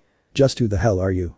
He had come out of nowhere and beat Alvida and her crew with an ease that was scary, and if that wasn't enough, he was also physically strong enough to stop one of Alvida's strikes, which he knew were capable of easily destroying one of the warehouses in one blow, with his bare hand. Luffy turned towards him and grinned widely as he pointed at himself with the thumb of his right hand. My name is Monkey D. Luffy. And I am the man that's going to become the Pirate King. He declared with such conviction that for a moment, Kobe believed that this wasn't his ambition, but rather an already given fact. You're a pirate. Luffy and Kobe heard the seething voice, and they both turned towards only to see the orange-haired girl glaring at Luffy with barely repressed scorn and anger as she held 2 bags thrice her width and half her height that were obviously filled to the brim with money and other valuable things. I thought you were just a bounty hunter, a mercenary or something like that, but you are just scum. I bet you are not even going to let me keep my cut, right? She shouted at him. She was angry at herself as well for not even considering that the handsome and interesting looking man could even be a pirate. Luffy stared at her with a serious expression, actually making her feel a bit self-conscious before it softened much to her surprise, and he gave her an understanding smile. You have had some experience with the scum that thinks that just because they had a ship and a Jolly Roger on their flag, they are worthy of being called a pirate, yeah? When her eyes widened, he nodded. I get that. I have dealt with worthless men like that. And let me tell you, they are not real pirates. The orange-haired girl gritted her teeth and glared at him. How could you possibly understand? There's no way you would know if you still decided to become a pirate. Luffy smiled in sadness. Scum that called themselves pirates were indirectly responsible for the death of one of my sworn brothers, he said, which resulted in the instant evaporation of Nami's anger as she gasped and covered her mouth with one of her hands. Even Kobe was looking at him with wide eyes. Also, it was a man that called himself a pirate that humored me when I nagged him to take me with him on one of his voyages, taught me that cruelty and evilness should be fraud and despised, and also gave me a purpose, he said, fondly remembering his time spent with Shanks. A pirate is not a man who just sails the seas, pillages and kill. That might come with a job because of how unforgiving this world is, but it is not what defines us. A pirate is someone who is free. Someone with very few things that they won't do to accomplish their dreams. And I want to be freest of them all. I will find One Piece and become the Pirate King. You want to find One Piece? Impossible. Impossible. Impossible. It's been 2 decades ever since Gold Roger was executed and no one has yet to find it. Do you want to die or something? To become the Pirate King in the pirate era is utterly impossible. And ouch. Why did you hit me? Cried Kobe as he crouched down and held the smoking lump that rose from the place that Luffy had hit him. You were being annoying, answered Luffy simply. Besides, I ain't afraid of dying fighting for my dream. If I die before accomplishing it, then that's all I was worth and I am okay with that. And the only reason no one has found it is because I have yet to start looking for it. Such drive and conviction, thought Kobe admiringly. Even the orange-haired girl was giving him an admiring look, which she couldn't help since her previous worldview had been shattered by his words. Also, she was pretty good judge of character and she could tell that this man, Monkey D. Luffy, was a good person. And he was pretty strong. Maybe she shook her head immediately, not even letting that thought form completely. She was almost done gathering the money she needed. Asking for help after all this time would be pointless. Luffy-san, shouted Kobe, getting the attention of the other two as he stood up. Then that means that even I could also accomplish my dreams if I'm willing to die for it. If I'm willing to put my life in the line for it, could I become a marine? A marine? Asked Luffy, cocking his head to the side thoughtfully. For a moment, the orange-haired girl wondered if this boy was stupid, telling a man that wanted to become Pirate King that he wanted to become a part of the sworn enemies of the pirates. She was going to be shocked by him once again. Yes. Luffy-san, I know that would make us enemies in the future, but joining the Marines and catching bad guys has always been my dream. He shouted. Is that so? Mused Luffy before he grinned at Kobe. Then, if you are willing to put in the hard work and not mind dying for it, then I'm sure you can become a great Marine, Kobe. He paused before shrugging his shoulders. That is, if you don't mind the corruption and the overall cruelty disguised as absolute justice that most of them are spouting nowadays. Kobe's eyes widened. What? Even the orange-haired girl was giving him a curious and a bit scandalized look. Luffy laughed in amusement. Don't tell me that you thought all Marines were just and benevolent, right? To tell you the truth, there are more evil and cruel Marines disguising their selfish acts as justice than there are scum calling themselves pirates if you look at it in a ratio-based analysis. He paused and a dark expression appeared on his face. I should know, considering that the Marines did nothing to stop a part of the island I used to live in, the one in which the poor lived, and that was also used as a dumpster by the wealthier ones, to be burned down just because they wanted the approval of someone from the world government. His audience gasped in shock and he smiled wanly at them. The world ain't black and white only. There are also shades of gray abound. And you don't judge people by what they are or what they say. You judge them by what they do, and it's up to you to decide whether you agree with them or not, which would then tell you what kind of person you are after you answer that question. That was what that pirate taught me. Kobe gaped at him in disbelief before he shook his head and he tightened his fist, glaring at him in defiance. I don't care. And if that's the case, then I'm going to change the Marines. If they're truly only a corrupted bunch of evil guys sanctioned by the world government, then I'm going to go there and revolutionize it if I have to, damn it. My dream is to become a Marine, a symbol of true justice. The orange-haired girl gave him an incredulous look while Luffy laughed in delight and grinned so widely at him that it looked almost ready to split his face. That's what I like to hear. You know, Gramps could use someone like you. He is also trying to change the Marines back to how they were before the current administration of the world government encouraged them to become what they are today. Gramps? Questioned the orange-haired girl, raising an eyebrow at him. Your grandfather is a member of the Marines, and yet you decided to become a pirate. What gives? Luffy laughed. Yeah. Drove him up the wall every time I told him I wanted to become one. I think it was the reason why his training consisted of pummeling me and my brothers, who also wanted to become pirates, to the ground using his patented fist of love, throwing me off cliffs, tying me to flying balloons, and leaving me for months to survive in a jungle with only the clothes I was wearing. He said before laughing again. What kind of grandfather does that? Wait a second, your name is Monkey D. Luffy, and your grandfather is on the Marines. As Kobe trailed off, Luffy grinned as realization slowly settled in him and laughed at the absolutely shocked expression on his face as he pointed a shaky finger in Luffy's direction. You are the grandson of the Monkey D. Garp, the hero of the Marines, he screeched. Even as the orange-haired girl also began to gape at him, Luffy simply nodded. Yup. That's him. The craziest and most sadistic old man if you'll ever seen. Love him to death though, said Luffy with a shrug. He then turned towards the orange-haired girl and peered at her curiously. I never caught your name now that I think about it. It's Nami, she said weakly as she tried to wrap her head around the craziness that was now surrounding her after meeting this man. Nami, huh? That's a cute name, he grinned at her and laughed as she blushed and looked away mumbling something that he couldn't quite catch. So, where are you going? I'm headed to Shell's Town. I need to cash an Alvida's bounty at the Marine base over there, and Kobe also needs to head there since he wants to join the Marines. Feeling oddly comfortable around him, which had nothing to do with the fact that the first compliment he had given her had been about her name instead of a physical aspect of her, Nami nodded. I'm also headed there. I am a thief, you see. Marine bases have a lot of money laying around in case someone goes there to cash in a bounty. Also, there is a rumor that they have a map on how to get to the Grand Line there. When he heard that, Kobe turned incredulous eyes on her. The Grand Line, why would you want to go there if you are only a thief? Haven't you heard the horror stories about that place and the monsters that sail those waters? You'll be killed. Nami shrugged her shoulders. I need to go there if I want to reach my goal. I've pretty much robbed everyone worth stealing from in East Blue. I need to go to a place where it's assured that I'm going to find the amount of money I need in one go. If that place is the Grand Line, then so be it. The money you need, not want, you say? Asked Luffy, giving her a knowing look. He chuckled when her eyes widened and she smacked a hand into her mouth after realizing how much of herself she revealed. I don't care about that, Nami. But I sure as hell like your guts and your willingness to put your life in the line for your goals, whatever they might be. Tell you what. I know how to get to the Grand Line, and I also know that as you are now you are going to get killed before you set sail in those waters. In exchange for, let's say, 20% of what you steal, I'll take you to the Grand Line, help you with your stealing, and train you up until you are strong enough to at least have a fair chance at surviving. I also kind of need the money, you see. Deal? Nami locked eyes with him, and she was surprised to the amount of sincerity she saw in his eyes. If I say yes, do I get to keep 80% of this haul instead of only 50% of it like we originally agreed?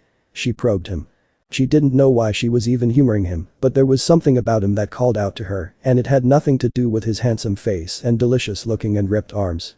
Her gut told her that this Monkey D. Luffy could be trusted, and she trusted her instincts quite a lot. They have saved her life more times than she could count. Sure. Keep all of it if you want, as a matter of fact, Luffy said with a laugh before he nudged Alvida's prone body with a foot. I'll get enough money out of this bit of excitement when I cash her bounty. I need the money, sure, but I'm not that greedy. Nami laughed with him, feeling strangely elated. Then in that case you just found yourself a partner in crime. She declared and extended one hand towards him, and she hid the pleasant shudder that ran through her entire body when she felt his calloused hand wrap almost gently around her smaller one as he shook her hand firmly, sealing their deal. Do you have a boat big enough to carry us three and all our things? Because I don't. Nope, but he trailed off as he smiled slyly as he looked down at Alvida before he pointed at her ship. I don't think she is going to be using that ship much in the future, right? It's gonna need a complete makeover. I refuse to sail on a ship that ugly and with a duck with hearts for eyes as a figurehead of all things. And Alvida's ship is pretty well known around here, so we would surely be fired at before we even get close to Shell's Town, she said dryly before she regaled Luffy with a beautiful smile as she put her hands on her hips. Her smile widened when she noticed that he blushed as he looked at her. I like how you work, Luffy. You are not that bad, even if you are a pirate. I think we can make this partnership work. Luffy laughed as he nodded in agreement. Shishi. Likewise, Nami, likewise. As the two of them laughed out loud in a moment of camaraderie, Kobe hoped that relating with these two, even if it was going to be just for a few days, wouldn't ruin his chances of joining the Marines. It took them almost the rest of the day, but with the forced assistance of the Alvida pirates that were not dead and could still move, Luffy managed to turn Alvida's ship into an inconspicuous one. He accomplished that by changing the painting where it had been pink to a standard tanned color and where it had been white to a deep red one. He had also gotten rid of the sails with hearts and the flags that had Alvida's Jolly Roger and changed them for blank ones. He tied also their boats to the starboard and port of the ship since there was no way they were going to leave them behind, so the surviving members of Alvida's crew could use it to leave the island.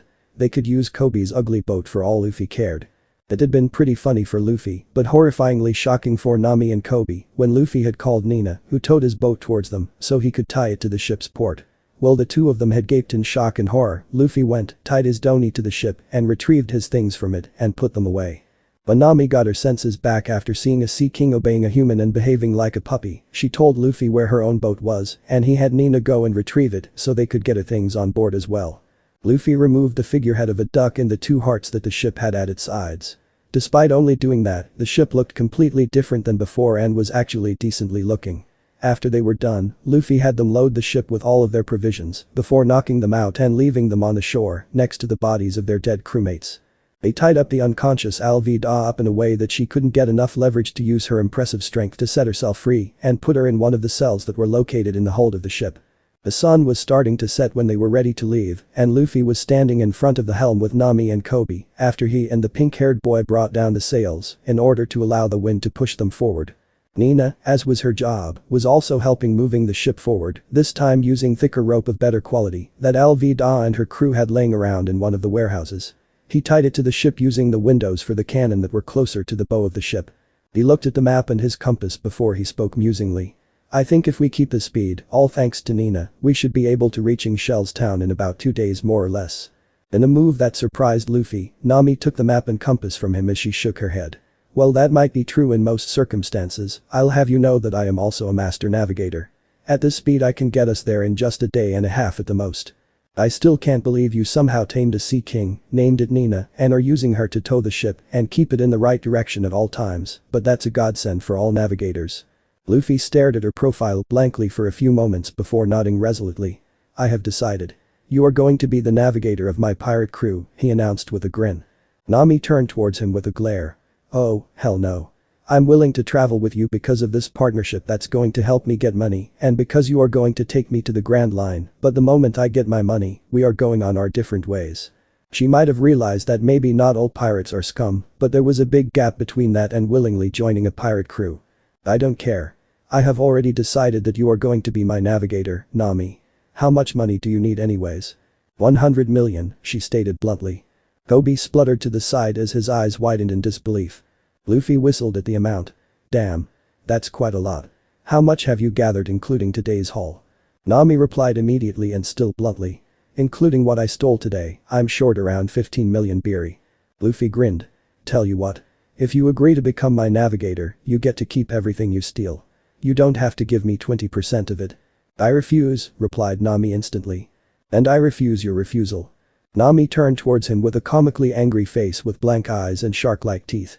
That's not how it works, you moron. Luffy just laughed while Kobe shook his head at their antics.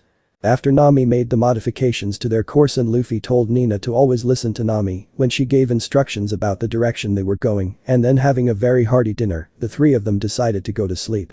Since Luffy was going to train her and Nami was aware that it took a lot of energy, considering that she had trained herself to wield a staff in the past, she knew that she needed to get as much sleep as she could if she wanted to make the most of it. Normally, she preferred running over fighting, but she also knew that the more tricks she had up her sleeve, the bigger the chances she had at survival, so she was going to at least put some effort to it. Kobe for his part just wanted to go to sleep now because Alvida always forced her crew to go to sleep after midnight and wake up before dawn. Now that he was free of her, he wanted to spit on his time with her as much as he could. Sleeping for a longer period of time was doing exactly that in his mind. He had gone to the first mate quarters to sleep since Alvida's first mate had been his main tormentor when it wasn't Alvida who was doing it. Once again shocking Nami, Luffy told her that she could use the captain's quarters, which had also been given a makeover after removing everything that had Alvida's touch. His reason had been that he saw her shivering when they were outside and he knew that the crew's quarter was no better. The captain's cabin was warmer and there was also a king-sized bed that she could use. Luffy didn't mind the cold and he actually preferred sleeping under the stars. So, after a grateful Nami thanked him and moved inside, he quickly made himself quite a big and comfy hammock with some of the unused blank sails by tying its ends to the main mast and the foremast. He went to sleep that night with a content smile on his face.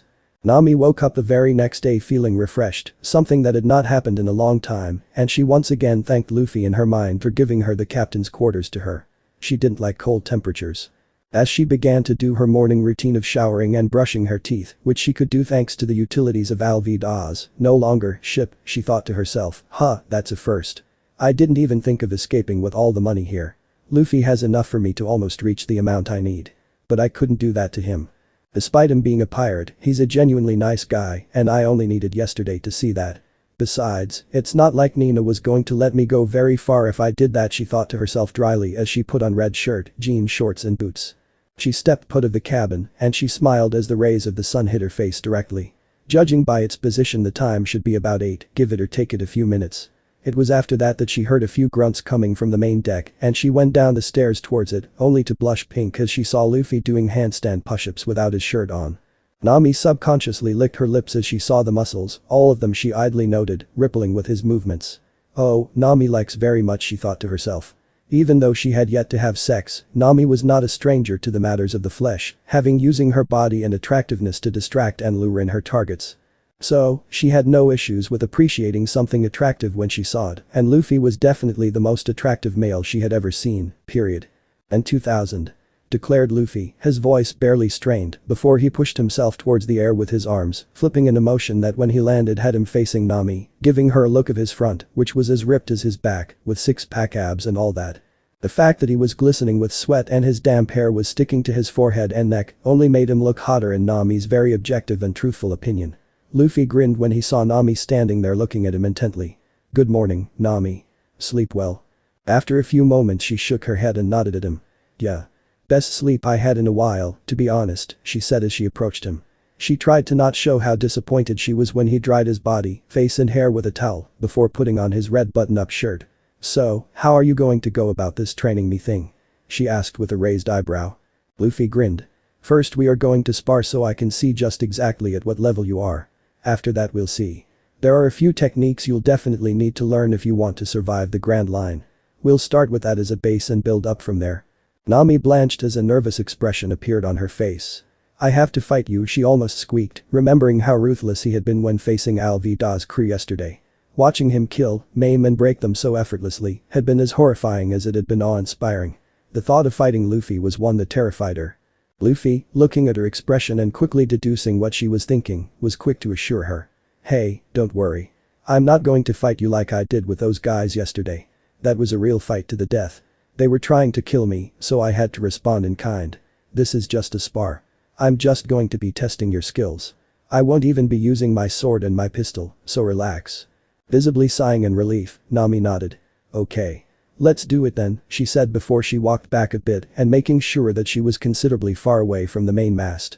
The ship that used to belong to Alvida was big, so there was enough space at the main deck that they could use for the spar without fear of getting close to something that might make it more difficult for them to spar.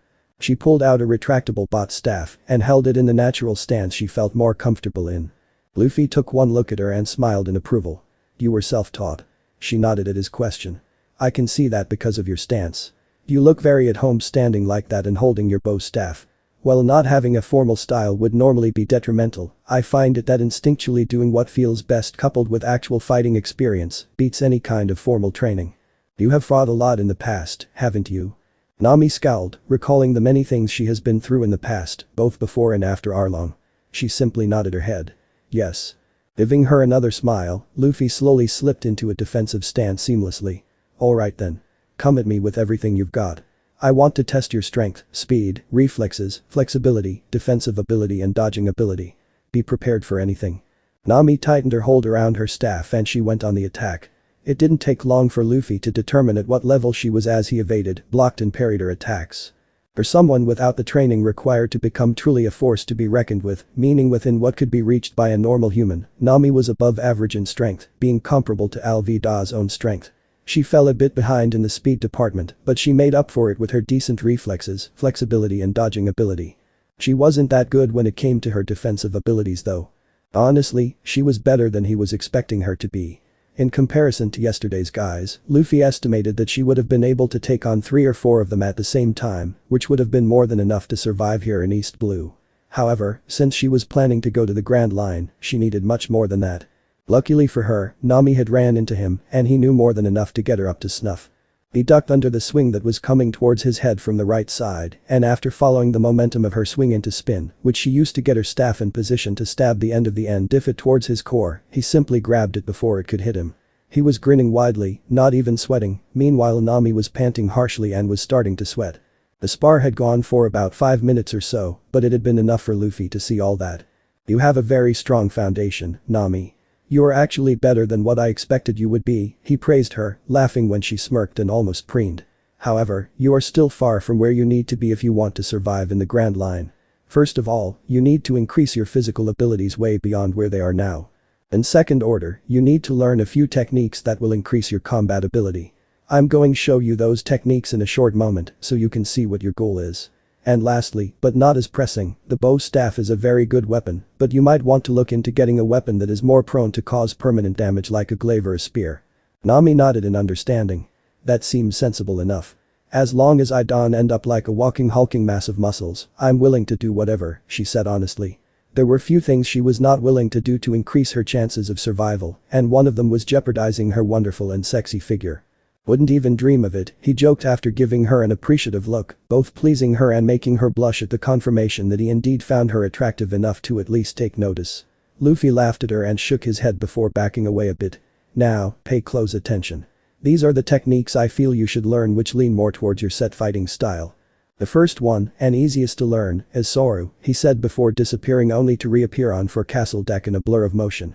In the same blur he went back to where he was. As Nami gaped at him, he grinned. "It consists of having enough leg strength to move at extremely high speeds by kicking off the ground at least 10 times in the blink of an eye. Then we have Geppo," he said before he jumped up only to continue jumping up as he kicked off the air itself, causing Nami to gasp as she saw this. After a few moments, Luffy allowed himself to fall back to the deck. "After you have achieved enough leg strength use Soru, you only need to take it a couple of levels above that in order to be capable of using Geppo." Luffy then walked back towards her and stopped when he was at a distance that she could strike at him with a staff. "And finally, we have Kami. This technique allows you to dodge attacks by making your body extraordinarily flexible, enough that it would seem like you are floating or bending your body like paper. Attack me as fast as you can." After a few moments of gathering her wits, Nami began to attack Luffy again, and this time he only dodged, and she immediately noticed the difference from before, as his moves were now even smoother and more graceful than before, his body looking exactly like he said it would when he explained what the technique did. After telling her to stop when he deemed that she had seen enough, Luffy smirked at her. "So, what do you think? Do you really think I will be able to do that?" she asked him dubiously. She was all for learning them, immediately seeing how those techniques would both increase her abilities in a fight and her chances at survival, but being able to move faster than what the normal eye could follow. Jumping from the air itself and become flexible enough to move your body like it was made of jelly was way above of what she considered to be possible before. Perhaps he know. It looks too good to be true. Luffy nodded his head, easily waving off her concern. Of course. With enough dedication, time and the correct type of training anyone can learn those techniques. So, as long as you do as I say and don't slack off, you'll be able to use them in about 6 weeks' time if you don't skip a day of training, that is. With a sigh of acceptance, Nami nodded and Visible braced herself. "Alright then. I'm ready. Let's get to it. I have to check the course and then count the money I stole to get an exact amount of how much it was that I stole." Luffy's answering grin was foreboding enough to make Nami shudder, and not in a good way. A few minutes later, Kobe joined them, and Luffy managed to convince him to join Nami in training. The poor boy did so with some eagerness at first, but later was regretting it, both because Luffy was an absolute bastard sadist when it came to training, and because it turned out that Nami was even more terrifying than Alvida when she was angry. She was none too happy with Luffy after he put them through strenuous leg exercises and evasion practice that consisted in him throwing pebbles continuously at them. That day, Nami only managed to check the course before she had to lay down because of how sore and tired she was. She fell asleep cursing Luffy to Kingdom Come, and Kobe passed propped against the mainmast and without even eating, as he was too tired to even move. Luffy, in contrast, was no different in how content he was feeling the moment sleep claimed him as he laid on his hammock. "So that's Shell's town," said Luffy musingly as he stared at the island from where he stood leaning against the railing of the forecastle deck of the ship. They were about 4 kilometers away from the island that housed it. It was mostly completely flat and there were very few trees from what Luffy could see. The tallest buildings there were the 2 main ones that made up the marine base, and they were surrounded by the buildings that made up Shell's town proper. We arrived exactly in the time Nami said we would. That's my navigator for you, alright. I'm going to kill you, she growled from where she stood at his side wearing a long-sleeved thin shirt and jeans to hide the welts and bruises that were the result of her not being able to dodge the pebbles Luffy threw at them yesterday and today. She had been angry at him yesterday for the torture masked as training he had them do, but the fact that he forced the same thing on them today had her wanting to strangle him and drown him. And for the umpteenth time, I'm not your damned navigator. Of course you are, silly, he said with a laugh. He ignored her snarl of anger whimper of pain as he turned towards Kobe. What can you tell me about Shell's town? I only know that there was a marine base station here. Kobe groaned, and with visible effort, he raised his head to look at him.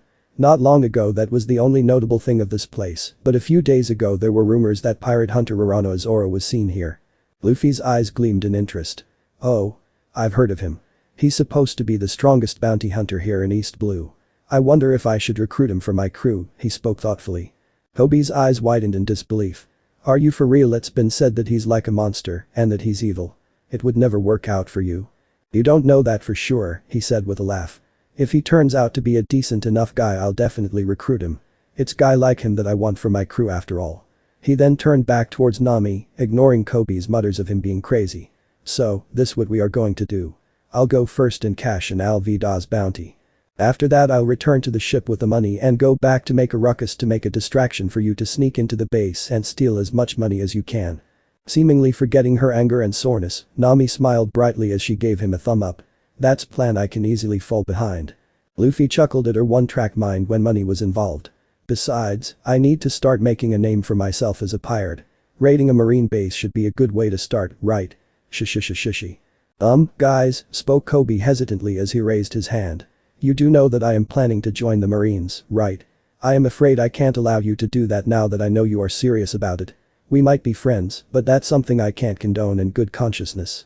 After he finished speaking, Luffy and Nami exchanged blank looks before they turned towards Kobe with identical evil grins on their faces. But at this moment that Kobe knew he fucked up. A few minutes later he was whimpering and struggling against his bonds as he was being lowered to the sea in Luffy's boat.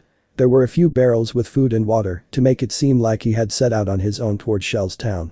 By the time he managed to untie himself and set the sails to make it to the island, Luffy and Nami would be long gone.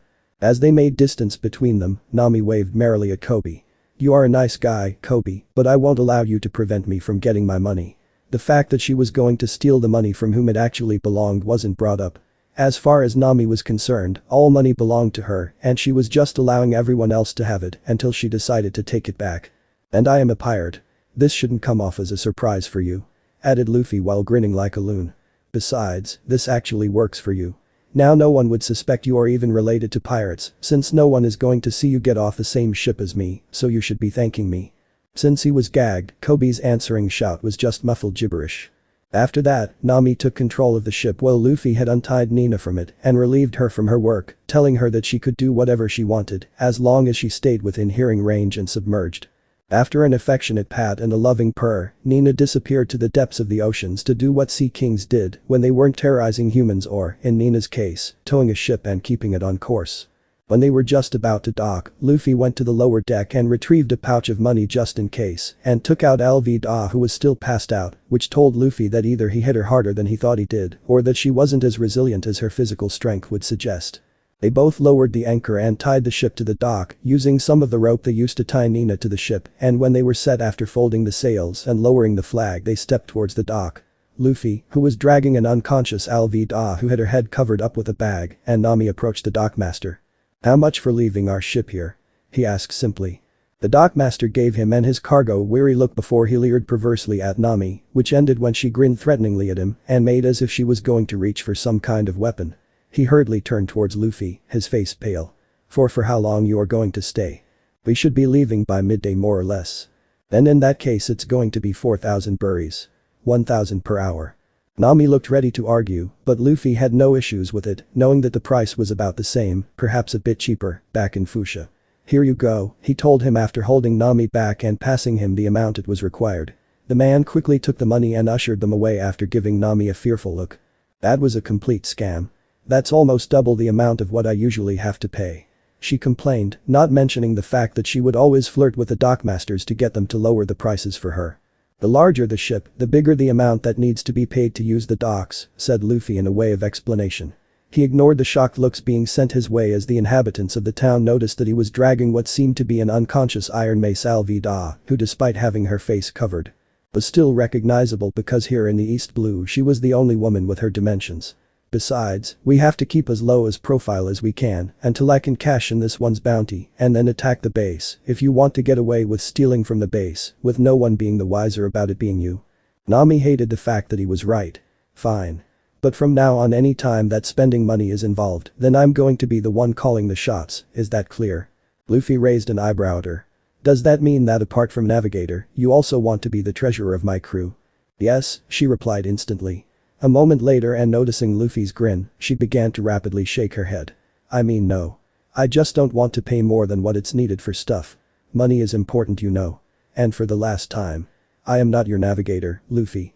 Whatever you say, Nami. After a few minutes, Luffy and Nami split up. Luffy made his way towards the marine base while Nami, to kill time more than anything else, decided, on Luffy's suggestion, to gather information on what kind of marines inhabited the base and to confirm whether or not pirate hunter Rorano Zoro was actually here. It didn't take long for Luffy to reach the marine base and after stating his business at the front door and showing them Alvida's face as proof, he was quickly ushered inside.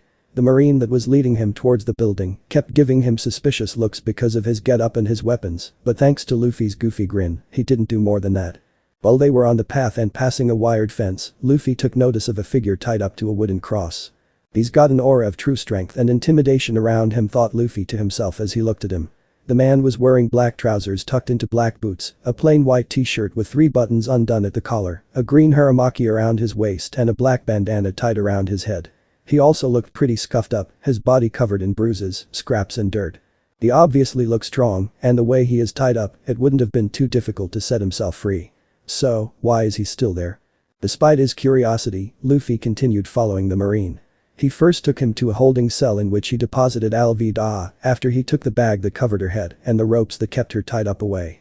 Just because he didn't like marines, he neglected to tell them that without her being tied in the manner in which she was, it was going to be a piece of cake for her to escape from the cell using her strength. After that, Luffy was taken to the treasurer of the base, who blandly thanked him for turning the bounty of a known and dangerous criminal, before he proceeded to count the money, all of it in paper format, in front of him. After that was done, the money was put in a suitcase, and they gave it to him. Luffy just grinned at them and told them that it was a pleasure to make business with them before he merrily began to make his out, 5 million berries richer than he used to be when he had come in. As he was making his way out, Luffy once again turned towards the man tied up against a cross, only to raise his eyebrow in interest when he saw that he was joined by a little girl with brown hair that looked to be pretty scared and a skinny and lanky looking young man with light blonde hair shaped like a sideways oval on top of his head and a cleft chin that was wearing a purple tuxedo and white shoes, who was being flanked by 2 marines in their standard garb. From where he was standing, Luffy could see what was happening and hear what they were saying. Well hello, little girl. These rice balls look pretty tasty, said the blonde man with a nasally voice as he snatched the rice balls the girl had been presenting to the man that was tied up, who now Luffy noticed was glaring daggers at the blonde man. The little girl lost her scared look and she glared up at the blonde. Hey. Stop that. Those rice balls aren't for you. I made them for Zoro and Aichin. Eh? So that's pirate hunter Rorano Zoro. That's one mystery solved, I guess. I'm still wondering why he has yet to set himself free if he is as strong as he looks and also supposed to be. There's more to this than him being captured and put in display like that to humiliate him, he thought as he continued to watch on. The blonde man ignored her as he took a bite of one, only to grimace as he spat them back out. Bleh. You put too much sugar in it. You are supposed to put salt in these things. The girl visibly teared up. But I thought they would taste better if they were sweet. How could someone eat something like this? Damn it. He threw the rice balls to the ground and began to stomp on them. Luffy scowled at this, and he noticed that Zoro's glare had also intensified as his lips curled into a snarl of anger. Ah. Stop it. Stop. He won't be able to eat them anymore. Cried the little girl in distress as she knelt on the ground to try and stop the blonde man from stomping on the rice balls, which was moot since they were pretty much ruined at this point. After he finished stomping on them, the blonde man smiled mockingly down at her. Don't worry. The ants will surely eat them, he said before laughing in a condescending fashion. Even though this man was quickly earning his ire because of how cruel he was being, Luffy still kept enough wits about him to remain in control of himself. It was because of this that he also noticed that the ropes were straining against Zoro's muscles, even if he was visibly restraining himself from breaking them, so he could beat up the blonde man if the glare on his face directed towards him was anything to go by. Now crying, the little girl looked up at the blonde man. That's so cruel. I worked really hard to make them. Oh, don't cry. It's no wonder why I hate Brat so much. He mocked her before he pointed at a sign that was right next to the cross to which Zoro was tied to. It's all your fault, you know. Didn't you see what's written here? Anyone who helps a prisoner will be charged with the same crime. Marine Captain Morgan. Luffy took notice of how the two Marines in standard garb and the little girl flinched when the blonde man read Captain Morgan aloud. The blonde then knelt down in front of the girl and cupped her chin as he leered malevolently at her. You know how scary my dad can be, right? You would have gotten the death penalty if it was him who found you here. When the girl paled, he laughed aloud and stood after patting her head condescendingly. He turned towards one of the Marines that was flanking him. Oi. Throw this brat out. The man looked shocked and appalled as he looked at the blonde man. The blonde man quickly got in his face and grabbed him by the collar of his uniform. I'm telling you to throw her out of here. Are you trying to disobey me? I'm telling my dad. And you know what will happen to you if I do. The man, now visibly scared, just nodded his head shakily. Aye sir. Luffy watched as the man knelt down in front of the girl, who was now shaking, and whispered something to her that had her calm down a bit and nod minutely to him. He watched as the man allowed her to brace herself before he grabbed her by the scruff of her dress and threw her with only enough strength to make her cross the wall. Taking note of this, Luffy quickly used Zoro, and in a blur of silent motion, he appeared at the other side of the wall just in time to catch the little girl by gently stopping her momentum and tucking her into his chest. She looked up at him with confused and tearful eyes for a moment before she realized what had happened. She smiled happily at him as he set her down. Thank you, Ani-chan. You're welcome. He responded with a grin before he pointed towards wall. Hey, did you sneak in to give that tied up guy some food? If he is being held up by the Marines then that means that he is a criminal and a bad guy, right? Luffy knew that this wasn't the case, but he was curious to know what happened. No, he's not. Denied the girl vehemently with a shake of her head. Zoro and Aichin didn't do anything wrong. It's just that the people of this town are afraid of him because of his reputation and because he looks scary. He got arrested because of me. He killed Helmeppo's pet wolf because he was letting it run around town and it was scaring everyone. It was about to bite me when Zoro and Aichin put it down. Luffy raised an eyebrow at her. So, he got arrested because he killed someone's pet wolf. The girl nodded. Yeah. Helmeppo is Captain Morgan's son and everyone is afraid of them because disobeying them will get you executed and Helmeppo takes advantage of that to do what he wants in this town. I see, replied Luffy before he grinned and ruffled the girl's hair, earning a cute and annoyed pout from her. Thank you for telling me that. Now, go home and stay away from here, alright? We don't know what that Helmeppo guy will do to you if he sees you lurking around here after he ordered you thrown out like that, do we? The girl hurriedly nodded, thanked him again and scurried away further into the town. Luffy then turned towards the wall and using Zoro again, he found himself standing a few feet away from Zoro in blur of motion. Helmeppo and his two marine guards were nowhere to be seen at the moment. Luffy stared at Zoro for a few moments and he grinned when he saw Zoro raise his head to look at him with some surprise in his eyes. Who in the fuck are you? Luffy's grin widened. My name is Monkey D. Luffy. And you are pirate hunter Rorano Zoro. And I have decided you'll be joining my pirate crew. Zoro scoffed. Pirate? Heh. So you just gave up on life and became a crook, huh? Nope, replied Luffy, grin not lessening. It's my dream to become the pirate king and there ain't nothing wrong with it. Your dream, huh? I can't judge for that even if you are surely a fool because of it, said Zoro before he grinned nastily. So? You gonna set me free and force me to join you then? He challenged him. Luffy shrugged his shoulders. If that's what you want then I can set you free now. You'll be joining my pirate crew in any case though. You are really a fool, chuckled Zoro before he shook his head. I'm not going to join you. I have unfinished business here. I just need to stay alive here without food or water for 21 more days and that bastard kid promised to let me go afterwards. I'm going to stay alive no matter what. Because if I can't overcome something as simple as this, then I might as well give up on the path I have chosen and kill myself. After hearing those words and the conviction behind them, Luffy's grin threatened to split his face in half. You are definitely going to become part of my crew. I'm going to wait for you to finish your businesses, even though I wouldn't put my trust in the words of trash like Helmeppo. Besides, it's not like I am in a hurry or anything, he laughed, momentarily forgetting that he was not traveling alone and that he was going to make a ruckus later, so his traveling partner, who was still in denial about being the navigator of his crew, could steal this base dry of money and other valuable things. Zoro shook his head. You might as well go and find someone else to join because it ain't gonna be me, said Zoro. When Luffy just laughed and turned to walk away, he spoke again. Wait. Before you go, can you pick up those rice balls and give them to me? Luffy's grin softened into a smile for a second before he knelt down and picked up the ruined rice balls. You want to eat this? They are all muddy, but I guess you can't be picky about food when you are hungry, he trailed off as he turned the ruined rice ball into an actual ball. Shut up. Just give it to me. Let me eat all of it, said Zoro, opening his mouth wide. His eyes teared and he got a strained look on his face when Luffy threw the rice ball directly into his mouth and he began to chew. After visibly struggling to swallow it, Zoro panted in exhaustion and coughed. Tell that little girl thank you for the food. It was delicious. The best thing I have ever eaten. Luffy's smile widened. Will do. Now he definitely wanted Zoro to be a part of his crew. A man willing to throw away his pride to make a little girl that tried to help him happy after watching her being verbally abused while been denied of the chance to help him was a man that even Shanks would approve of. His reputation and supposed strength were truthfully just an added bonus. With a grin on his face, Luffy slipped into Soru so he could take the money back to the ship and find Nami as quick as possible so he could tell her of the change of plans. Hopefully she wouldn't be too angry with him for it. Nami had a scowl on her face as she listened to the little girl that was the owner of the restaurant in which she had gotten something to drink after she spent some time exploring the town and gathering information on the Marines here. She had been disgusted on how the leader of the Marine station here, a Captain Morgan, and his son Helmeppo, treated the inhabitants of the town as if they were their subjects. The fact that this confirmed Luffy's words about not all Marines being the paragons of law, order and justice only showed her that his temporary partner was someone sincere. And that was when this tall Ani-chan wearing a straw hat caught me. I also told him what happened with Zoro and Ai-chan before he sent me off. Nami nodded before she perked up at her words. A tall Ani-chan wearing a straw hat. Yeah, the girl nodded before cocking her head to the side. Do you know each other? Nami nodded with a strained smile on her face. You could say that, she simply answered. On the inside was another story. If that idiot has gone and done something ruin my chances of getting my money, I'm going to strangle him. She thought, not noticing that the little girl had taken a step back because she was giving off an aura of death and a vein from her forehead was pulsing.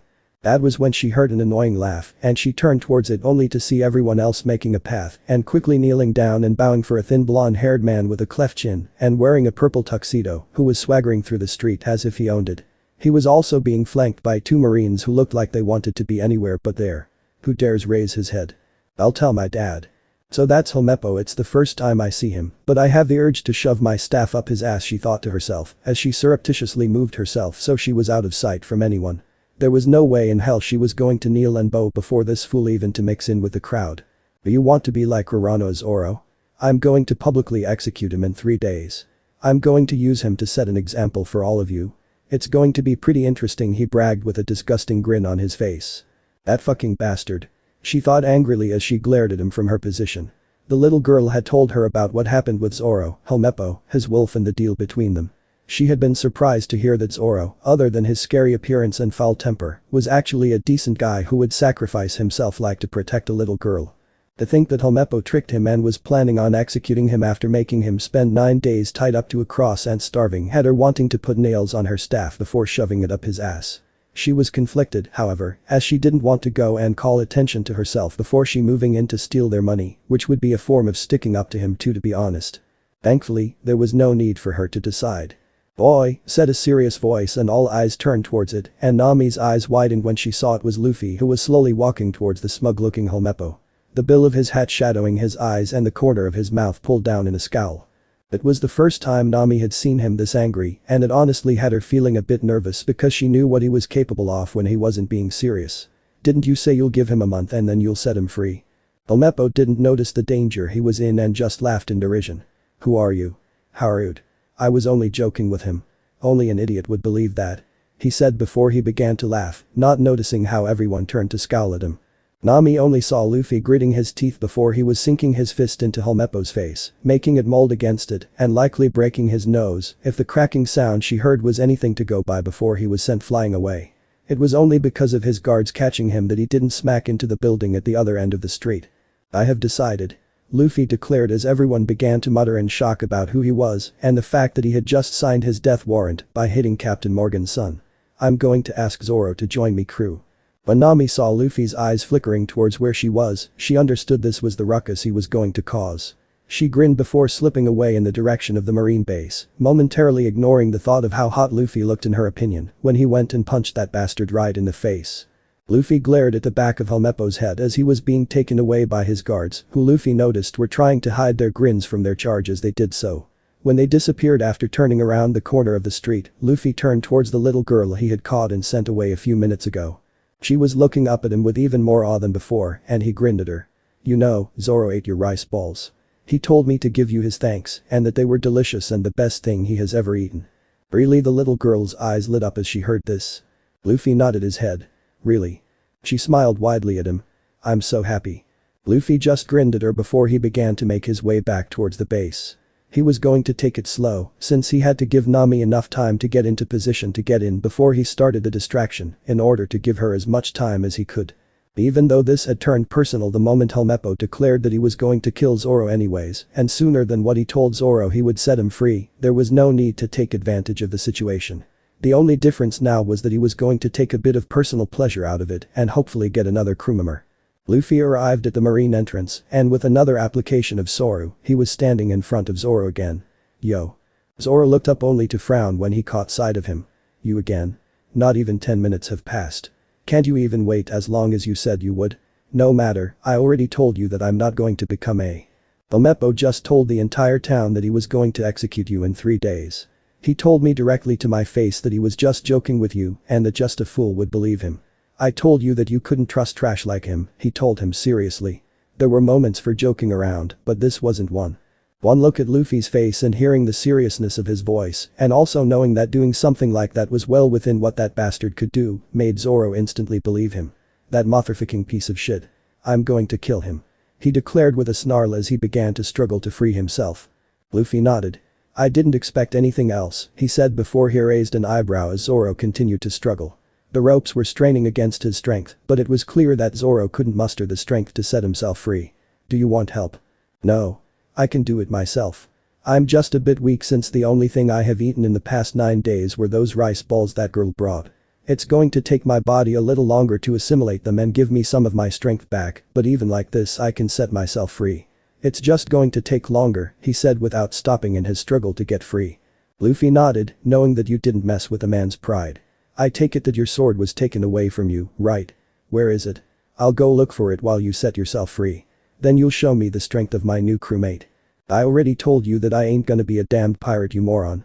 I haven't done a single thing I have regretted in my life, and I'm sure as hell not going to start now. Shouted Zoro at him. But I'll be grateful if you could get me my swords.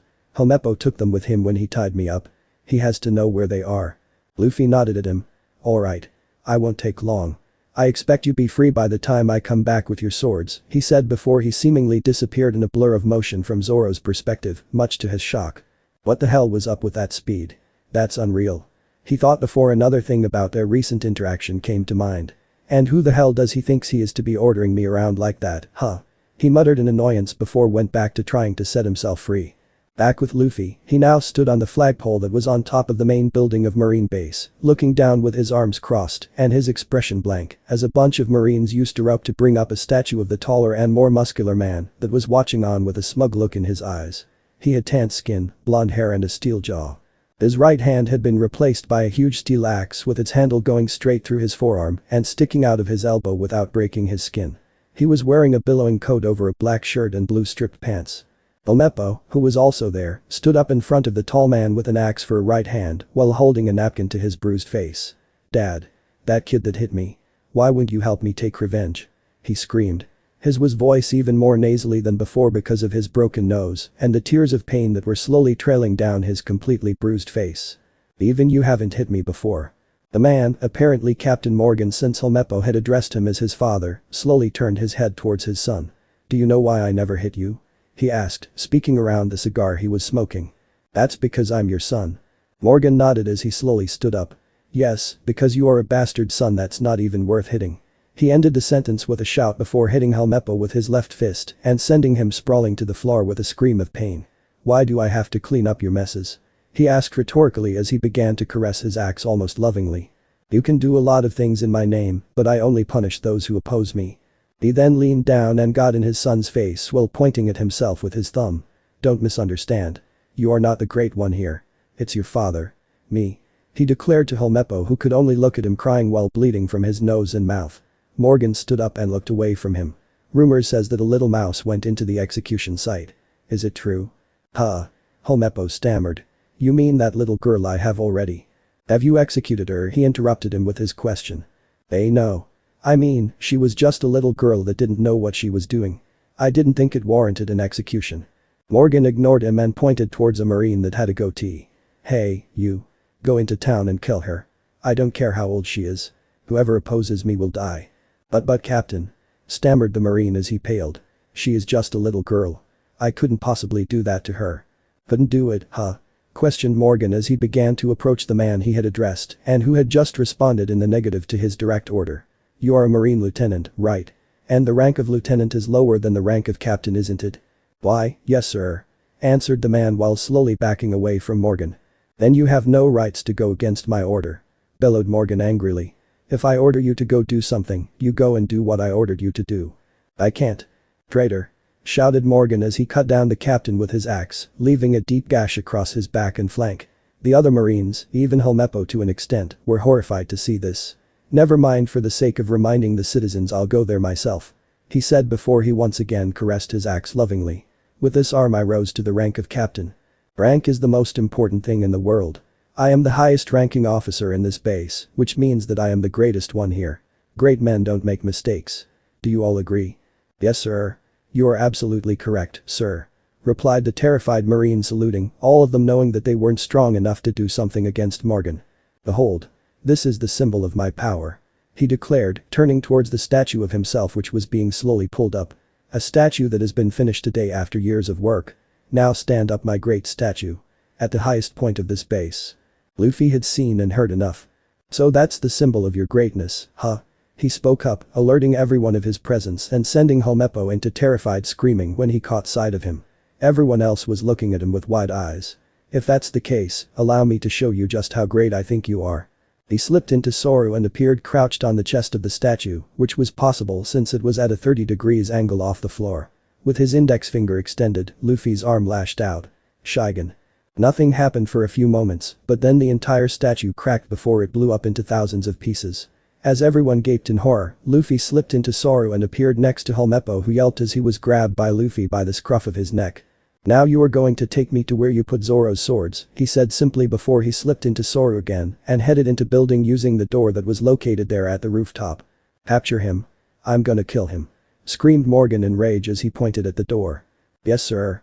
Shouted three officers before they grabbed their muskets and hurried into the building in direction of Helmeppo's room, since that was where Helmeppo had put Zoro's swords, and that was what the man that had destroyed Morgan's statue was after. Captain. The criminal at the execution site is attempting to get free. He's halfway done. What? He bellowed, turning around and leaning over the edge of the rooftop to see that Zoro had someone freed his right arm and was now working on doing the same to his left. Was this a conspiration between those two traitors? No matter. Both of them are going to be executed personally by me. How dare they disobey and go against me? Nami had sneaked into base quite easily around the time Luffy was talking to Zoro for the second time. She quickly hid away in one of the storage rooms after she saw that there were a few marines moving around. She stayed there, kneeling behind a barrel in case a marine suddenly entered so he wouldn't see her, and only had to wait a few minutes before the distraction started. She heard the sound of something made out of rocks breaking on the roof before there was a commotion. A few moments after that the sound of a flintlock being shot, and then silence for another few moments before she almost literally felt all the marines exiting the base.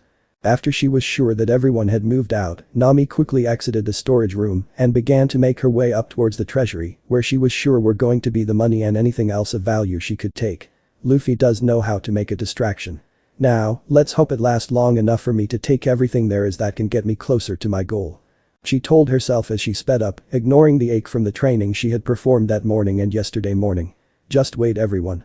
In no time I'll buy our village back from Arlong, and he will be out our lives forever. Luffy stepped out of Helmeppo's room holding Zoro's sword under his left arm and a dizzy Helmeppo with his right hand by the scruff of his neck. I would leave you here, but Zoro's got unfinished business with you, trash, said Luffy with some of the disgust he was feeling towards Helmeppo to leak out of his voice. Don't move. Raise your hands above your head. Luffy turned towards the origin of the three voices saying the same thing, and he raised an eyebrow at the three marines, pointing their muskets at him. Really? I'm planning to do you guys a favor by getting rid of this guy and his father, and pointing your guns at me is how you pay me? Damn. How ungrateful can you be? The three marines hesitated for a moment when they heard those words, but that was more than what someone like Luffy needed. Before they could realize it, Helmeppo had been thrown at them with enough strength to send them to the ground. Luffy then used Zoro and grabbed Helmeppo's body before it fell on top of the three marines. Luffy saw a window at the end of the hall, and knowing that it faced the execution site, just like the one in Helmeppo's room, Luffy broke through it. He ignored Helmeppo's cries of pain as crystal shards dug into his flesh and instead focused on what was happening with Zoro at the moment. He was holding his shoulder, where had been obviously shot at, as he leaned against the cross to which he had been tied to. Dozens of marines were pointing their muskets at him, while Morgan stood behind them watching and bellowing something, more than likely more bullshit about his supposed greatness. When Morgan pointed his axe hand at Zoro, Luffy knew he had less than a second to act. He used Geppo to chance direction in midair, and while still in the enhanced state of Zoro, he used the speed to appear in front of Zoro, just before the marines pulled on the trigger. Heck he said simply as he put Helmeppo behind him. He was Zoro's to deal with as he pleased after all.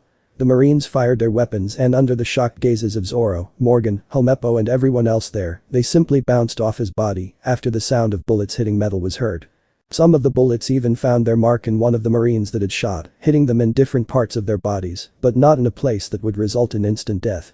Zoro, who had been thinking about his promise to Kuina and his dream of becoming the world's greatest swordsman, could only stare at this man who had randomly decided that he was going to become a part of his pirate crew. He had heard the conviction in his words and had heard about his ludicrous dream, one even more crazy and impossible than his own. And yet here he was, taking a volley of gunfire meant for him and somehow not being winded by them. Who are you? Bellowed Morgan in rage as he saw this, completely ignoring the men that had fallen to the ground screaming in pain and the fact that the bloodied form of his son was being held by Luffy. My name is Monkey D. Luffy. And I am the man that will become the Pirate King. He declared simply before he turned towards Zoro and presented him with his swords. There you guy. The bastard had them in his room. It was a bitch to get him to tell me where they were since he couldn't handle the speed at which I was moving. What a weakling, said Luffy as Zoro stood up and took his swords from him. You know, after seeing you allied with me, they are going to see you as a pirate. Zoro snorted as he put his swords where they belonged, at his right side being held up by his haramaki. You did that on purpose, didn't you, you bastard?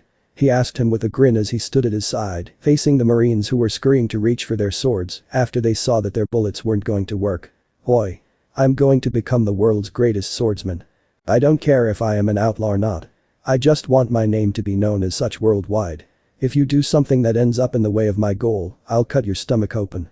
Luffy grinned as he took a step back. The world's greatest swordsman, huh?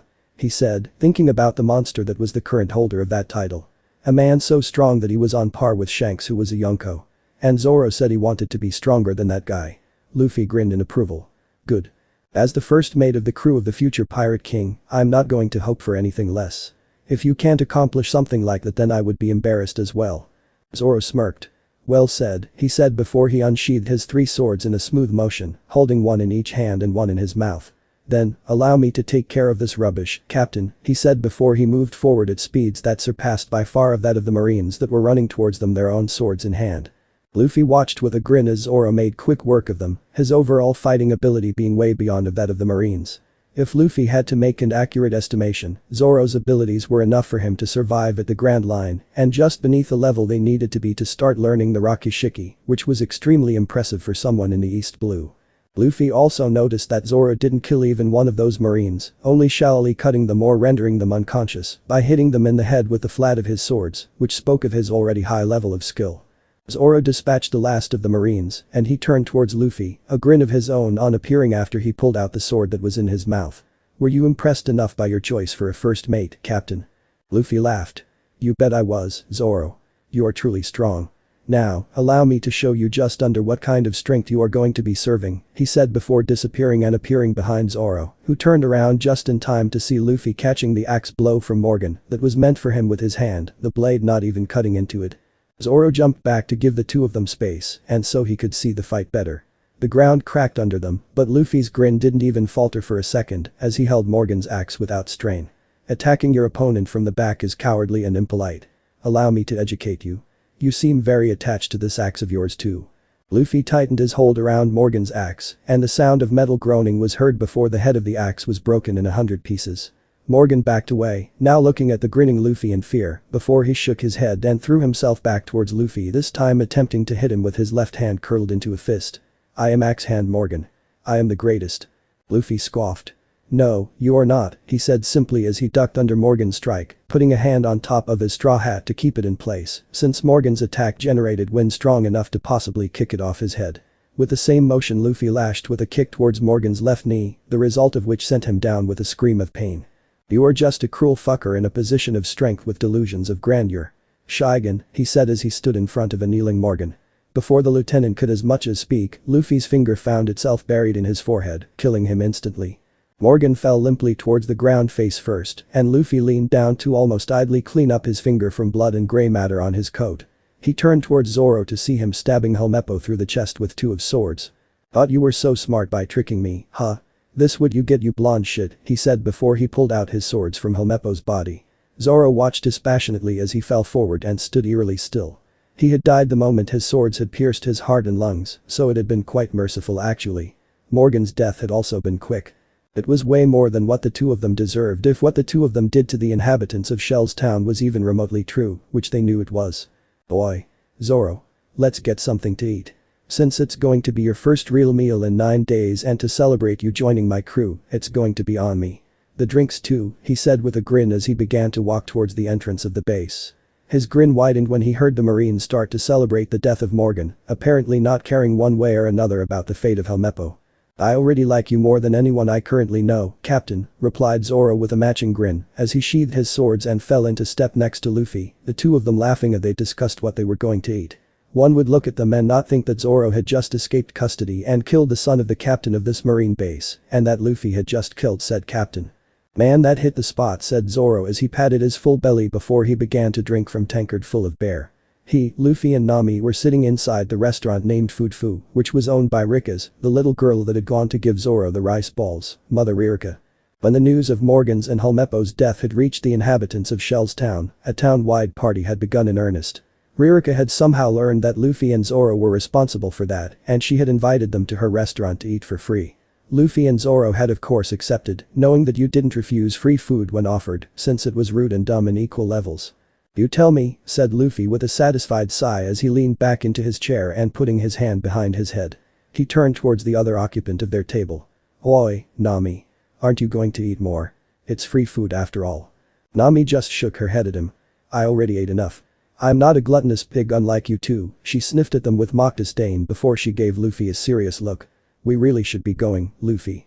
I only left enough money there to make it seem as if they weren't robbed until they check for real. Also, I found something of interest in Morgan's secret safe. And it's going to take us about a week and a half to get there. We must make haste if we don't want to waste this chance. Luffy saw the seriousness in Nami's voice and nodded in agreement. Alright then. Zoro, you heard our navigator. Let's go, he said before standing up. He grinned at Rika and her mother, who just smiled widely and gratefully at him in return. They did the same towards Zoro, the only difference being that Rika hugged him around his leg and thanked him when he waved at her much to his embarrassment. That had everyone who saw the interaction laughing. As they stepped out of the bar, they encountered the Marines who were not too injured to move. Nami stiffened almost imperceptibly at his side, but Luffy kept his head cool as he nodded at them. Good day, gents. We were just about to leave. There's no need for a confrontation. A Marine with a goatee stepped up. If you are going to leave, then that's good. We are grateful for you disposing of Morgan and his bastard son, but since we are Marines and you are pirates, we can't allow you stay here any longer. To show our appreciation, we won't tell HQ of your appearances when we report this incident. Before Nami could deny the fact that she was a pirate, Luffy nodded at them. It was of no issue. We will be out of your hairs in a few minutes. Nami. Zoro. Let's go. We don't want to bother these fine gentlemen any longer. Nami and Zoro nodded before they followed after him. A few minutes later, the ship that Luffy and Nami stole from Alvida and had its appearance modified was sailing away from Shell's Town, with a group of Marines seeing them off and saluting. It was to this scene that Kobe finally arrived. He stood on the boat gaping as he saw Marines saluting whom they surely knew to be pirates. Weren't they also aware of the fact that they had been robbed by the people they were saluting? Needless to say, he was at a loss of words. The same man who had spoken to Luffy a few minutes ago peered down at him. "And who might you be, young man?" Kobe snapped into a salute. "My name is Kobe, sir. And I would like to join the Marine, sir." The man nodded. "You can join, but keep in mind that we have just saluted a group of pirates that helped us get rid of our previous captain and his son because of their cruelty. Without them, all of us and this town would have been dead before the next new moon. As such, we just established a punishment of a week without food. Are you still willing to join our ranks now?" Kobe's eyes widened at that. What he was seeing was making sense. If that was the case, then I'm not going to tell them those same pirates robbed them of their money, since it seems they don't know about it. I'm going to let them find out on their own and feign ignorance, which is going to be easy, since they don't know I knew Luffy and Nami were going to do it. As such, I deserve the punishment. Kobe nodded his head resolutely. "Yes, sir. I would like to join now. Becoming a Marine has always been my dream. A week without food is nothing comparing to realizing my dream." The man nodded, smiling tightly. "Good. Men. Let's head back to our base. We have bodies to burn and a lot of thrash to throw out." All of them, including Kobe who was still standing on the boat, saluted and responded, "Yes, sir." Back in the Marine cells, deep in the prison portion on the base, a hulking figure that was propped against the wall stirred. A few moments later, dark green eyes opened. "Monkey D. Luffy," muttered the owner of those green eyes in a daze before they focused on her surroundings. Despite knowing that he was the man responsible of her being in the cell, she still blushed at the thought of him. "Wait for me. I'm going to become strong and beautiful enough to be by your side." Alvida had awakened and she had a new purpose. Bust most of all, Conqueror's Hockey. He knew it. He so knew it. His smirk got wider. He was the chosen one, he was the one that may possess the will of D. The will that soon overturn the world. Monkey D. Luffy may be the man that proved to him eligible enough to turn the world upside down, but Whitebeard was still adamant in having Ace to be the next pirate king. He was going to protect the kid, he was a candidate for Roger's legacy, and as a rival and a good friend of his, he would help Roger in any way he could. Foremost of all, Monkey D. Luffy received his utmost approval. Though the kid didn't seem to give a single shit. "Brat.